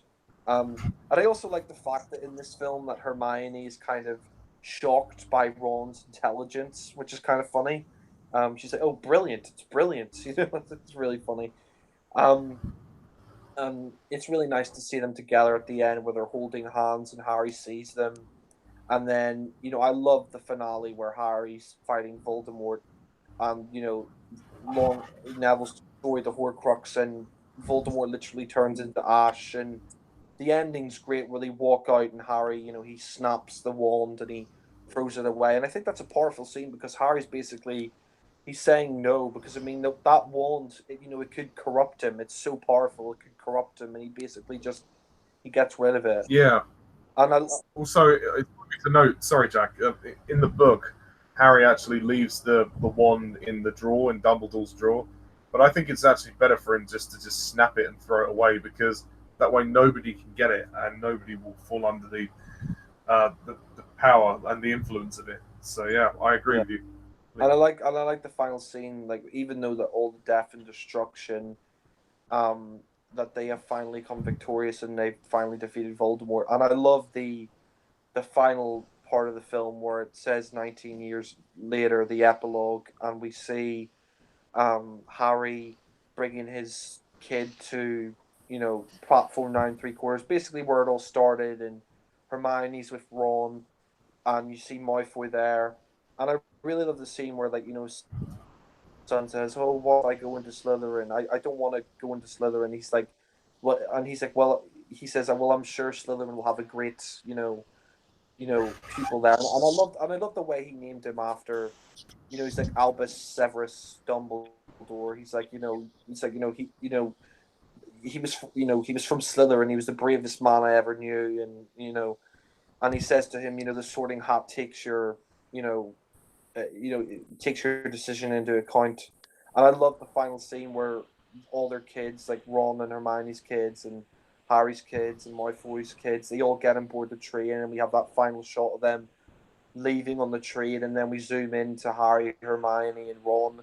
That's just a perfect way to end the series. And in my opinion, uh, this is where the Harry Potter story ends. I mean, I haven't seen Cursed Child, but I heard mixed things about it. But to me, this is the ending of the Harry Potter series. They've defeated Voldemort, and that's it. That's the end of the story for me. I mean, I know J.K. Rowling wrote Cursed Child, and I think she wants to write more Harry Potter novels, and she's written Fantastic Beasts. But to be honest, this is the ending of the series for me, and I think it's a perfect ending to the series. It's easily the best film out of the David Yates uh, films, and it's definitely one of the best as well. Well, it's up there with Chamber of Secrets and Philosopher's Stone, in my opinion. Goblet of Fire as well. I mean, it's just such an excellent conclusion to the series. So I'm going to close off by giving it a 10 out of 10. Oh, awesome. Excellent, Jack. Thank you very much. So I move over to Alan. Okay, Harry Potter and the Deathly Hallows Part 2. Yeah, baby, yeah. That's what I'm talking about. This is brilliant. This is a magnificent, outstanding conclusion to the Harry Potter series. I would definitely rank Deathly Hallows Part 2, I think, as my second favorite Harry Potter movie of all time, second only to the first one, Sorcerer's Stone, or Philosopher's Stone for you guys. As I have the greatest affection for that one. But nipping at Sorcerer's Stone's heels is definitely Hallows Part 2. For me, I mean, as I said earlier, Part 1, for me, I mean, it's a good Harry Potter film. I like it, but for me, it just felt like a setup for Part 2. But once we get into Part 2, wow. I mean, this movie just zips along at a great pace. It is a fabulous grand finale to the Harry Potter series. I mean, it delivers on so many different levels. Very action-packed. The story is so good, so involving. Everything that's left to be revealed is finally revealed. The circumstances behind Dumbledore's death, all of that is revealed. Dumbledore's relationship with Snape, and how and Snape, his real nature is shown is that he was in fact looking after Harry the whole time, although maybe albeit reluctantly, because while Snape didn't like Harry's father, he loved Harry's mother, and so yeah, he was kind of a secret guardian angel, albeit a dark guardian angel. Yeah. I think they did. I think Snape and Harry did have kind of a love-hate relationship, but I mean, in the end, you know, the love was there. I mean, Snape could have nearly been Harry's dad. Yeah, I could have think been. I think he kind of feels that he should have been Harry's dad in some ways. You know, that he Yeah. should have been with Lily, but yeah. I agree with that. Yeah, I mean, I can imagine how heartbroken Snape must have been, because we do get the flashbacks. I guess they're in Part 2, where Snape and Harry's mother are really good friends, you know, as children, and you can see how quite plainly how much Snape loves Harry's mother, but she eventually winds up with Harry's father instead, and I can only imagine how torn up Snape must have been about that. I think So that James was a bit of a bad boy, and that's probably why. in some ways, but yeah, but I think also because Harry reminded Snape of James in some ways, and that must have got to him at times. But all the while, you know, he still loved Harry's mom. What was her name? Lily? Yes. Yeah, Lily Potter. You know, he always loved Lily, and for that reason alone, you know, he agreed with Dumbledore that he would watch over Harry as much as he could in the years to come. And it turned out that Dumbledore was dying, and so he wanted Snape to kill him, and you know, make it look like it was a deliberate you know, heartless act, but it was in fact, you know, it was all part of Dumbledore's personal plan, and you know that there's that heart-wrenching moment when Snape gets killed by Voldemort, but before he does, he gives Harry his memories, and I remember that heartbreaking scene just before Snape dies, when he's looking into Harry's eyes, you know, as he's dying, and he's saying, you know, Harry, my memories, take them, and he says to Harry, you know, you have your mother's eyes, you know, and Harry thinking to himself, what the hell's going on here? I thought Snape was the villain. And then, of course, Harry looks into Snape's thoughts, and all is revealed about Snape's true nature and Dumbledore's death, and Harry realizes, gee, I've been wrong about Snape all along. That he was actually a good guy, and he was actually. Yeah, that's funny. In the first movie, Snape is the first person they accuse about stealing the stone, when actually all he was doing was trying to save them and help them. That's right. That's right. But still, I mean, really, really great, powerful stuff.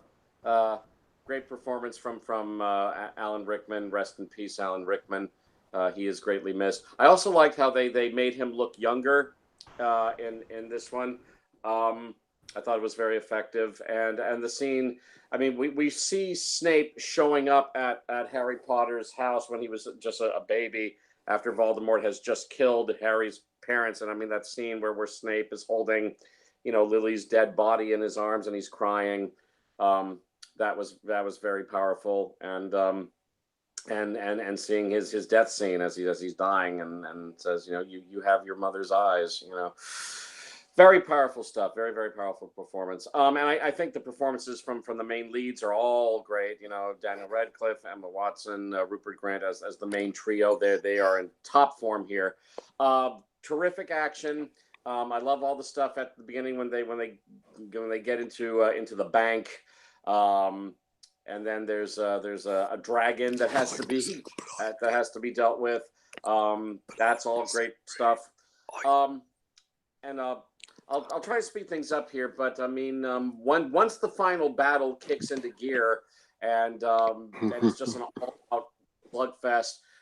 There are many deaths. Not everybody will make it to the end. I mean, there have already been quite a few deaths, but there's more deaths before the end. But it's a fantastic battle on Hogwarts, and how Professor McGonagall, she summons the stone statues at Hogwarts to become soldiers and get into the fight. Terrific battle, and great action moments as they're trying to hunt down the final Horcruxes and destroy them. You have that whole action scene. I guess it's deep within Hogwarts, or that big room that has all the. Oh god, it's been a while since I've watched the films. I guess it's just a lot of treasure or something like that, and it's like one of the Horcruxes is in a goblet of some sort, and there's like fire, and they're fighting Draco and a couple of the. You were talking about the Room of Requirement when they're flying on the broom. Yes, that one. That whole thing. Yeah. And the whole room catches fire. There's fire everywhere, and that's a terrific action scene. It's also staged very, very well. And I was also very moved by the moment when Harry realizes that he too is a Horcrux, because when Dumbledore tried to kill him as a baby, part of Dumbledore, I guess, rebounded into Harry. Voldemort. Or Voldemort. I'm sorry. I'm so sorry. There's just so many fucking names in this as Harry Potter's. No, don't worry. When Voldemort tried to kill Harry, part of his soul rebounded into Harry, and Harry's carrying part of Voldemort within him. So Harry realizes, I have to die in order to kill Voldemort. I have to die. There's almost kind of like a Jesus-like quality that happens here, that he has to sacrifice himself in order to save his family. And we get that powerful moment. Well, first of all, we get the moment where Harry summons using, I guess, the Sorcerer's Stone, that stone to summon the spirits of his loved ones. We see Stone. Yes, thank you. That magical stone that he uses to summon up the spirits of all his loved ones, his parents, Sirius Black, all of his loved ones, and has a talk with them, as and he tells them his fears about dying, but they tell him, don't worry, we'll be right here with you straight to the end. And I remember Sirius Black's spirit telling Harry, that it's quicker than going to sleep, what death is, and we'll be with you straight to the end. That gives Harry the strength to face Voldemort. Voldemort kills him, or does he really? Basically, he's sent into purgatory, or what seems to be purgatory, and then we get that touching moment where Harry meets the spirit of Dumbledore, and it's this beautiful, like, all white. It looks like a train station that's just all white. Yeah, it's actually King's Cross train station in London. Oh, okay, King's Cross in London, and Where I they, think it's where they get on when they go to Hogwarts, the platform 9 3/4. Oh, okay, and they just whited it out with visual effects, I suppose. They weren't going to paint it all white, so I guess it's all visual effects to make it look white, but it looks terrific. But the good news is that Harry realizes that he has succeeded in killing that part of Voldemort that was inside him, and he and Dumbledore have that wonderful talk. Great to see Michael Gambon one last time as Dumbledore. Fine performance there. And Harry decision to go back to Earth and finish what he started and defeat Voldemort once and for all with the aid of his friends. And he re-enters his body, and to make a long story short, the fight continues, and then we get the big final showdown at Hogwarts. And it's just terrific stuff. I mean, it's a fantastic battle, and there's no. It's also a great story that shows that Harry could not have done any of this on his own. There's no way. I mean, he needed his friends, and they're just as important in this story as he is. I mean, they could not have defeated Voldemort without each other helping. I mean, who would have thought that Neville would be the one to kill Nagini the snake? but he does it in that fantastic scene where he takes the sword and decapitates Nagini. That's a great, cheering kind of moment, and shows just how brave Neville has become, because he'd always been portrayed in the movies as kind of a nerdy, kind of nervous guy, but here he finally rises. Kind of clumsy, yeah. Yeah, kind of clumsy, but here he finally rises to the challenge and becomes brave, and he kills Nagini, and that gives Harry the opportunity to finally kill Voldemort once and for all in that great final showdown with the wands. It's a fantastic wrap up, and it's a great moment when Harry finally kills Voldemort at last, and he turns to ash, not unlike Thanos in the Avengers, who also turns into ash. Yeah. But he was snapping. Voldemort did it first. Yeah. Voldemort did it first. Yeah. He turns. All Harry had to do was just snap his fingers. That's right, and that would have done it. Yeah. But yeah, great moment. And then of course we, with the battle finally won, the bad guys defeated. Then we get that final flash forward 19 years ahead to Harry, Ron, and Hermione older. They've have their respective spouses there, and they've got children of their own now.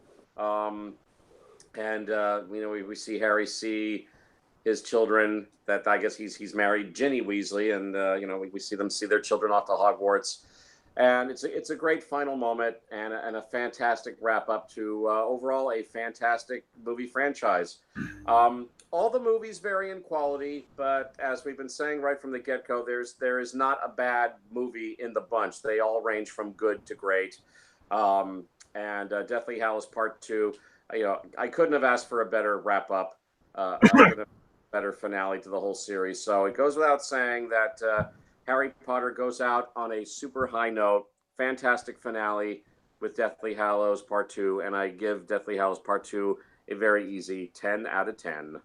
Awesome. Thanks, Alan. Sure. Well, I'll keep this swift because we are so close to the end and it is very late in the UK. Okay, my opinion of the Deathly Hallows Part 2. I adore this movie. Woo, yay! This movie fucking rocks. This is a phenomenal film. I love the Deathly Hallows Part 2. I've loved it ever since I first saw it in the cinema in 2011. Oh my god, it's just brilliant. I mean, it has a couple of nitpicks for me, but they are just nitpicks. They could not have done a better ending, and I think I agree with Jack. This is the best film I've seen from David Yates, just generally as well. Like I think this is where he's at his strongest. I think it's a shame because I think David Yates has kind of dipped a little bit in the latest Fantastic Beasts film. Sorry, Harry. Oh no, but no worries. But I think I have no complaints with this direction here. I think they kind of split the book in the right place. So it continues directly where part one left off. I forgot to mention actually in part one that torture scene with Bellatrix was pretty intense with Hermione, and when they see Griphook and Dobby and Ollivander, that's cool. And John Hurt, rest in peace. He's in part two as well. He has one scene at the beginning when he talks about the Deathly Hallows and the Elder Wand as well, which is good. But, I mean, after that first sort of 5-10 minutes, when they're in the cottage, just kind of breathing for Dobby and then talking to the Goblin and John Hurt, the movie gets going. This is the best paced of the entire series. It's 2 hours 10 minutes, but it flies by. My God, it flies by. It's just totally rocket fueled. I actually wanted it to go on for longer. I actually wanted this film to go on for another 10 minutes because I felt it deserved it.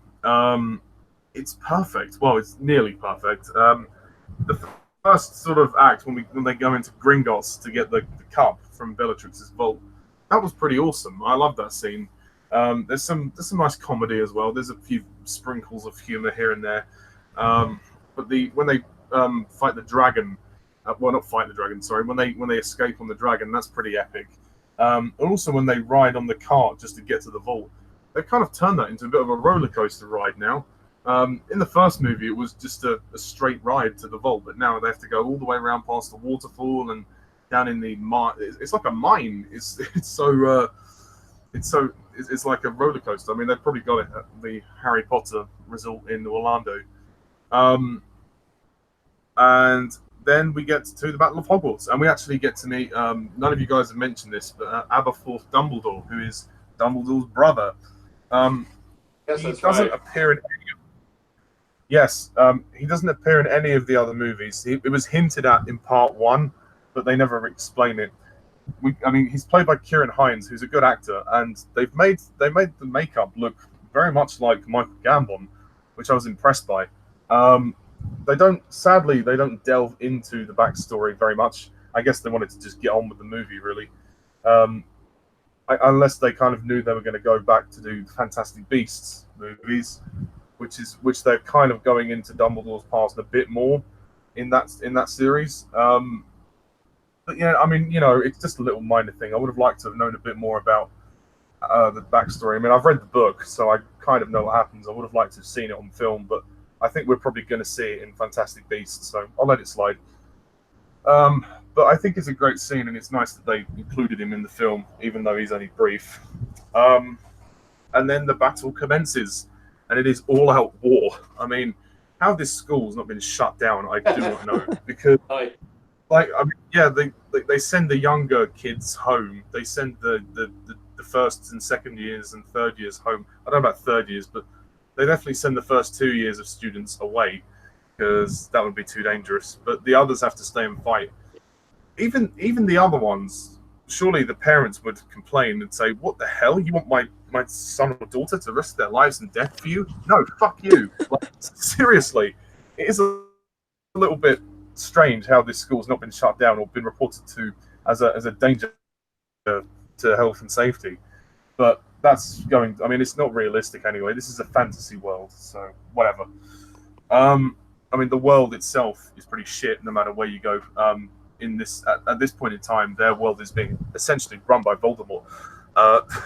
Yeah, but the battle is awesome. And the fact that we keep the focus on Harry, Ron, and Hermione as well on their quest, because that's the story.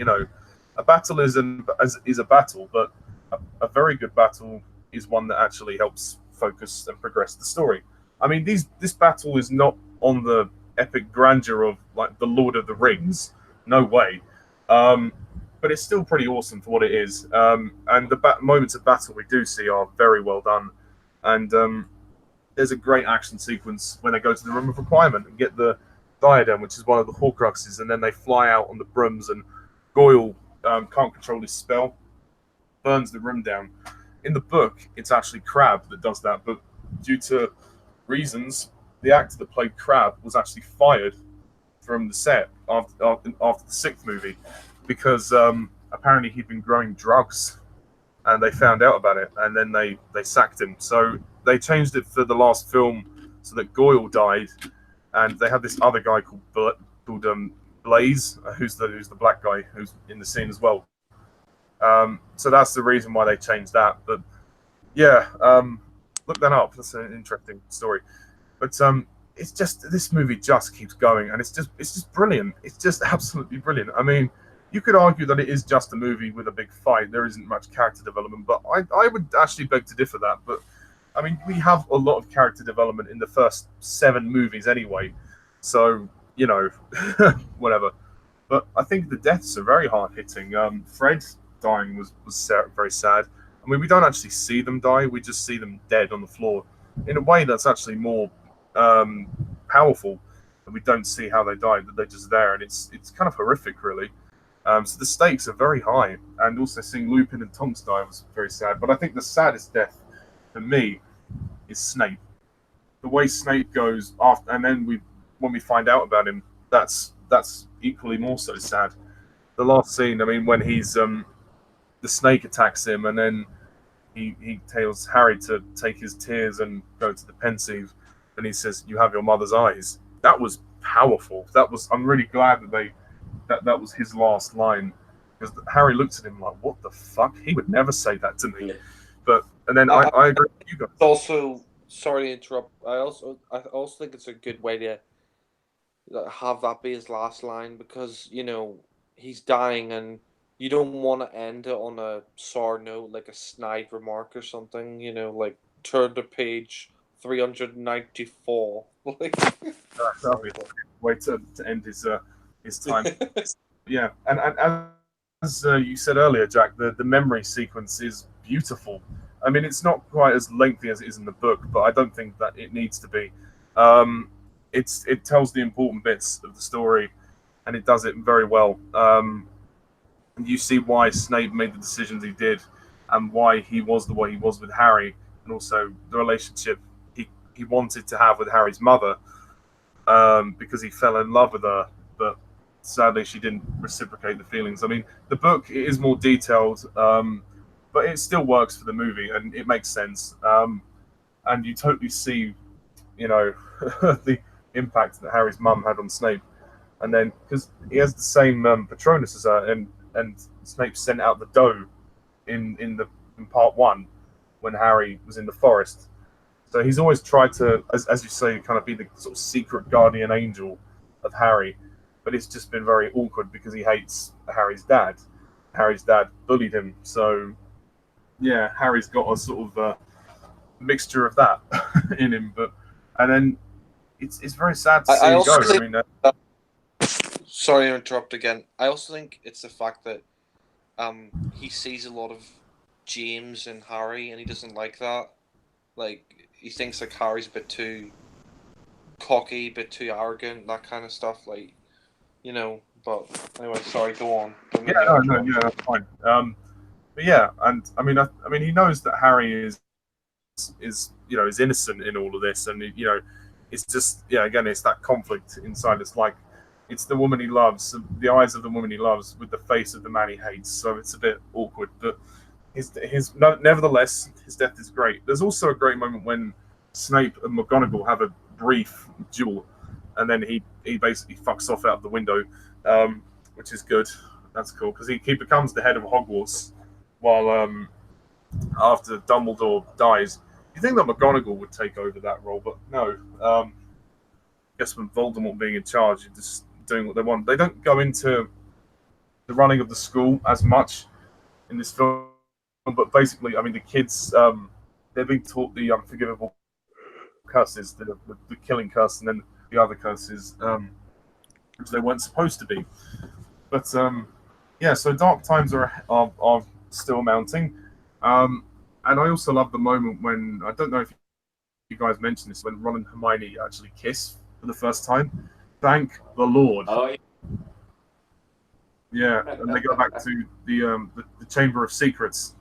Which I did mention that scene, yeah. Oh, okay, sorry, I may not have caught that. But yeah, and we see the skeleton of the basilisk, which is still there, which is interesting. And then afterwards, they just they kiss finally. It's a little bit different in the book, but it doesn't matter. You know, at least they finally kissed. And you know, I mean, some people complained that What Ron. happened in the book again?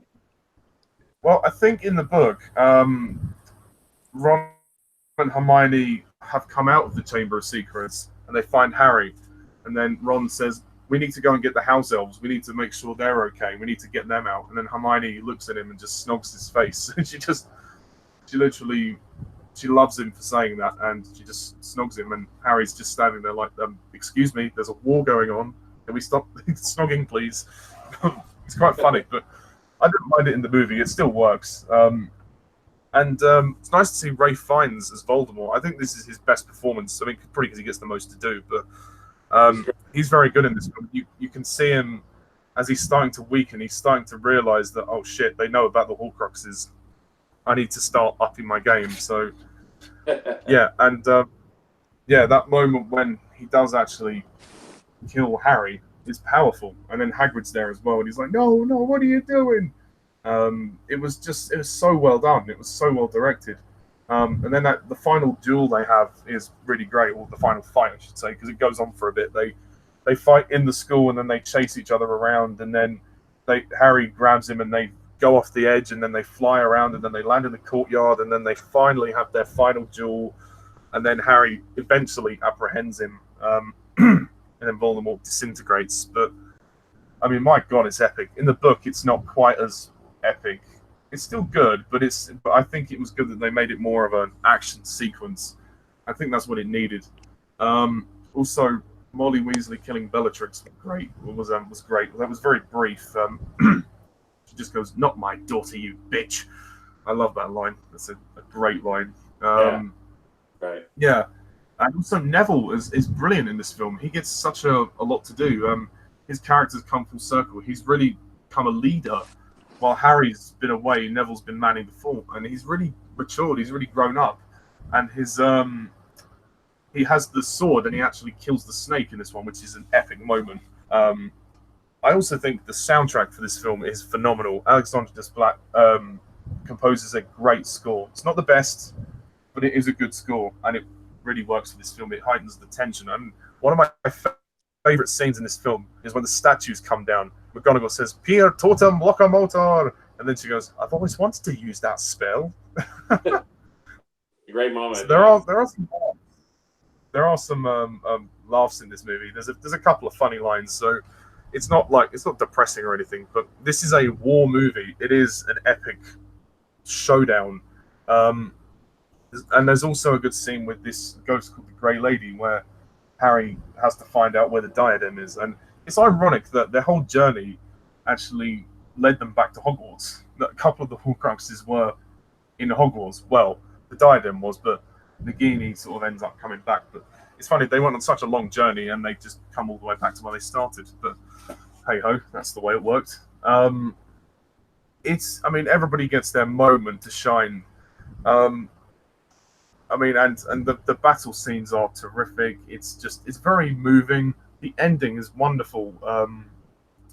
When the three of them are on the bridge, Harry throws the wand away, then they take hands, and then we cut to the epilogue where they're older and they've got their kids. I mean, the aging makeup may not be as effective as it could have been. Maybe, Harry doesn't look like he's much older, to be fair. Ron hasn't changed a bit. Neither has Hermione. I think Ginny's the one that kind of looks the most aged, and Malfoy, but it's not really a major thing. It works well enough for what it is. It's just a nitpick, and I love that final moment when the camera zooms towards the three of them as their kids are going off to Hogwarts, and we've come full circle. And that's the end. The Deathly Hallows Part 2. You couldn't have asked for a better ending. It was superb. It was an outstanding, magnificent film. One of the best endings to a franchise, to one of the best franchises ever. It's my second favorite of the entire franchise. It's that good. So without question, this movie gets a 10 out of 10. Yeah. And I mean, it's not quite as up there with the Goblet of Fire for me, just because that movie I have so much affection for, and I saw that movie, and that was a magical experience in itself. But this was so good. It was just so good. Yeah. And that's it. Folks. That is the end of Harry Potter. Woo! Well, the main series anyway. We've got next time we will probably delve into the Fantastic Beasts movies, or at least the first two of them, because they're still being made. But that will be Although in the far. saying that, sorry to interrupt. Could we do the Doctor Who hangout next? Because we were supposed to do that before we did this one, and I also have to review Crimes at Grindelwald as well. And Well, I mean, I wasn't going to discuss that on the live hangout, Jack. But yeah, I mean, we never arranged to do the Doctor Who hangout like at a certain time, so we can talk about it after this hangout. But yeah, sure. oh, fuck you! Yeah. No. All I was trying to say was that in the far future, whenever we decide to arrange it, we'll talk about the first two Fantastic Beasts movies, and then when 3, 4, and 5 are done, we'll delve into them. But yeah, so for now, very briefly, because we have been on for a while, Harry, what's your overall opinion of the Harry Potter series, and how do you rank the movies? Oh yeah, the Harry Potter franchise. This is was. Obviously, don't include the Fantastic Beasts movies in the ranking. Oh, okay, just the original 8. Well, yeah, Harry Potter is totally one of the greatest movie franchises ever made. Period.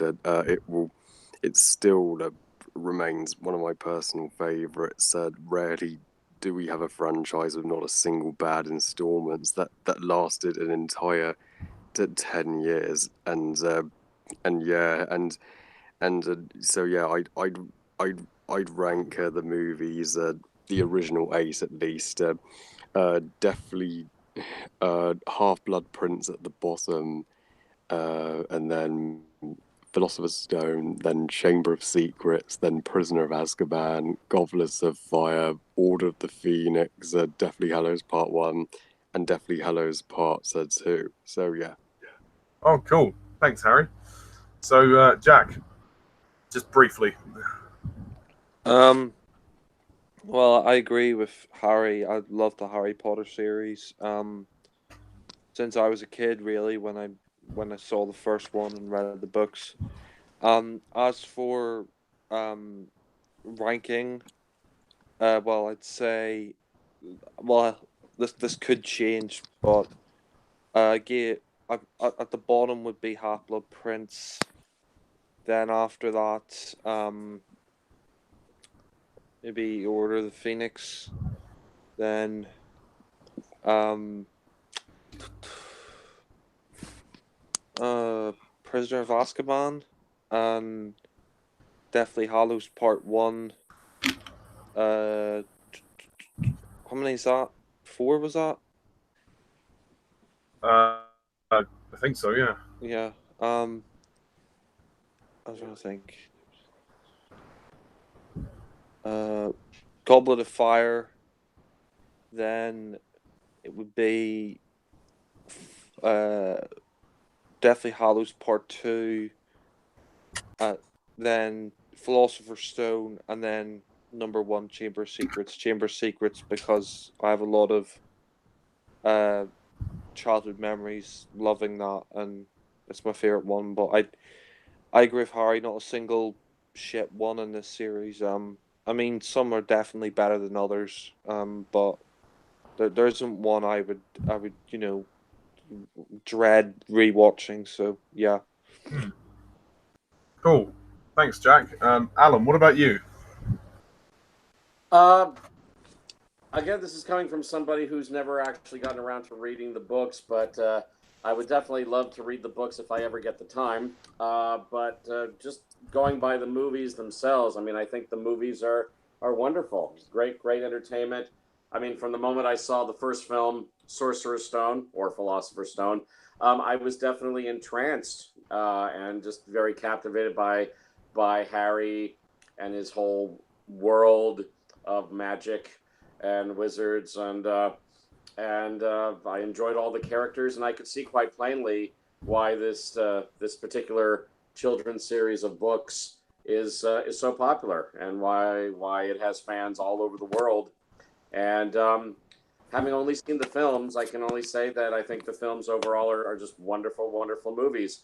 I'm astounded not a single one ever won an Oscar, although they were nominated for some technical awards over the years, but they never actually won any Oscars. But these are fantastic films, all of them, and they are, they will forever stand the test of time. I mean, I never get tired of going back and watching the Harry Potter movies.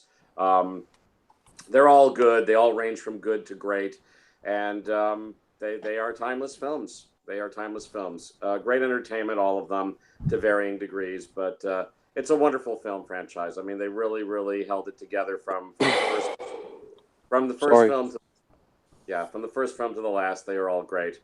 How would I rank them? Okay, quickly. Deathly Hallows Part 1 is at number 8. At number 7, Prisoner of Azkaban. Number 6, Chamber of Secrets. Number 5, Order of the Phoenix. Number 4, Half-Blood Prince. Number 3, Goblet of Fire. Number 2, Deathly Hallows Part 2. And at number 1, Sorcerer's Stone or Philosopher's Stone. Woo! Nice ranking, Alan. Nice. I think it's nice that we all have a different list. Yeah, I think so. Okay. As for me, I agree with all you guys. This is one of the best series ever. I mean, I grew up with these movies, so it was a great experience. Over the 10 years that it was movie magic. It was 2001 to 2011. It was the decade of Potter, and we were so lucky. And I've been to the studio tour many times, and I never get tired of it. You're and fucking the books lucky. as well. That's all I'll say. Yeah. Oh, come to England, baby. Yeah, no. The books as well. I have to thank J.K. Rowling because she wrote the books. Thank you, J.K. Rowling. Thank you, J.K. Rowling. She inspired the world. She created the world. We owe it to her. And, also, even though sorry to interrupt, but also I haven't mentioned him in my reviews, and I don't think we mentioned him in the Hangout. Maybe I'm wrong, but we also have to give a big shout out to David Heyman, because without him, these films wouldn't be on the screen now. But yeah, you're absolutely right. Thanks, Jack. I'm sorry I forgot to mention David him. He was the person that read the first book and saw the potential for it to be successful, and I think he's still involved with the franchise today, making the Fantastic Beasts films. But yeah, I mean, when you go to the studio tour, there's a video of David Heyman actually talking about when he read the book and how he was so captivated by it, and that he thought it was so good that he wanted to put it out to make the films. And interestingly enough, a lot of fans probably know this, but the books were still being written when the movies were being made. So by the Deathly Hallows was published in 2007 when Order of the Phoenix was released. So and then only 3 or 4 years later, we got the 2 movies that were based off the book. So it all happened very quickly, which was bizarre. But anyway, so yeah, thank you, J.K. Rowling. Thank you, David Heyman. Thank you to the 4 directors of the movies. Thank you to the cast as well. They did a superb job throughout all 8 movies, and they're such timeless classics. Even the ones that aren't as good as the others, but as a series, it works. It really works, and it's one of the best. So, in my personal ranking of the movies, not including the Fantastic Beasts movies, number 8 is unfortunately The Half-Blood Prince. 7 would probably have to be Order of the Phoenix. 6 would be The Prisoner of Azkaban, I think. 5 would be The Deathly Hallows Part 1. 4 would be The Philosopher's Stone or Sorcerer's Stone. 3 is The Chamber of Secrets. 2 is The Deathly Hallows Part 2. And number 1 is The Goblet of Fire. So, that pretty much wraps it up. Oh, sorry that was a long hangout, folks, but certainly worth it. So yeah, later in the future, whenever we decide, we will do the Fantastic Beasts collection. But as of Harry Potter, that's pretty much it. So is there anything else you guys want to say before we wrap up? I have something to say. I'm still reviewing the Harry Potter, still doing the Harry Potter reviews. Deathly Hallows Part 1 and 2 reviews will be up very soon. Hoping to get up the Deathly Hallows Part 1 review tomorrow or Monday, and then Part 2, and then I've got to review the 2 Fantastic Beasts films, and then do the rankings. So stay tuned for those reviews. But yeah, it's been a fun hangout, and just remember to keep your dragons on your leash. But yeah. Yeah. Oh, thank you, JK. Bring on Fantastic Beasts. Yeah. Thank you, JK. Thank you. And we'll have the franchise isn't done because we have 3 more movies coming our way. We've got the Fantastic Hooray! 3, 4, and 5. We won't see the third one till 2021, but still, you know, we've still got 10 other movies to enjoy until then, and also 8 books. Alan, is there anything you want to say before we? Only to say that thank you, J.K. Rowling, for creating a wonderful, wonderful world and a wonderful array of characters. And I hope to read the books at some point down the road. But for now, I love the movies. So thank you very much for that. Yeah, I have to tip my hat off. I have to tip off my wizarding hat to her as well. But yeah. Yeah, I agree.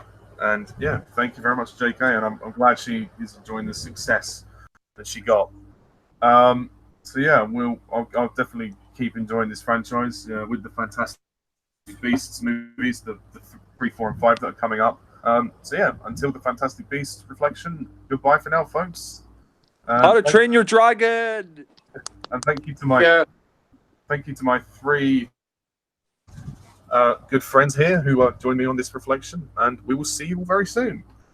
Thank you very much, everybody, and good night or good day.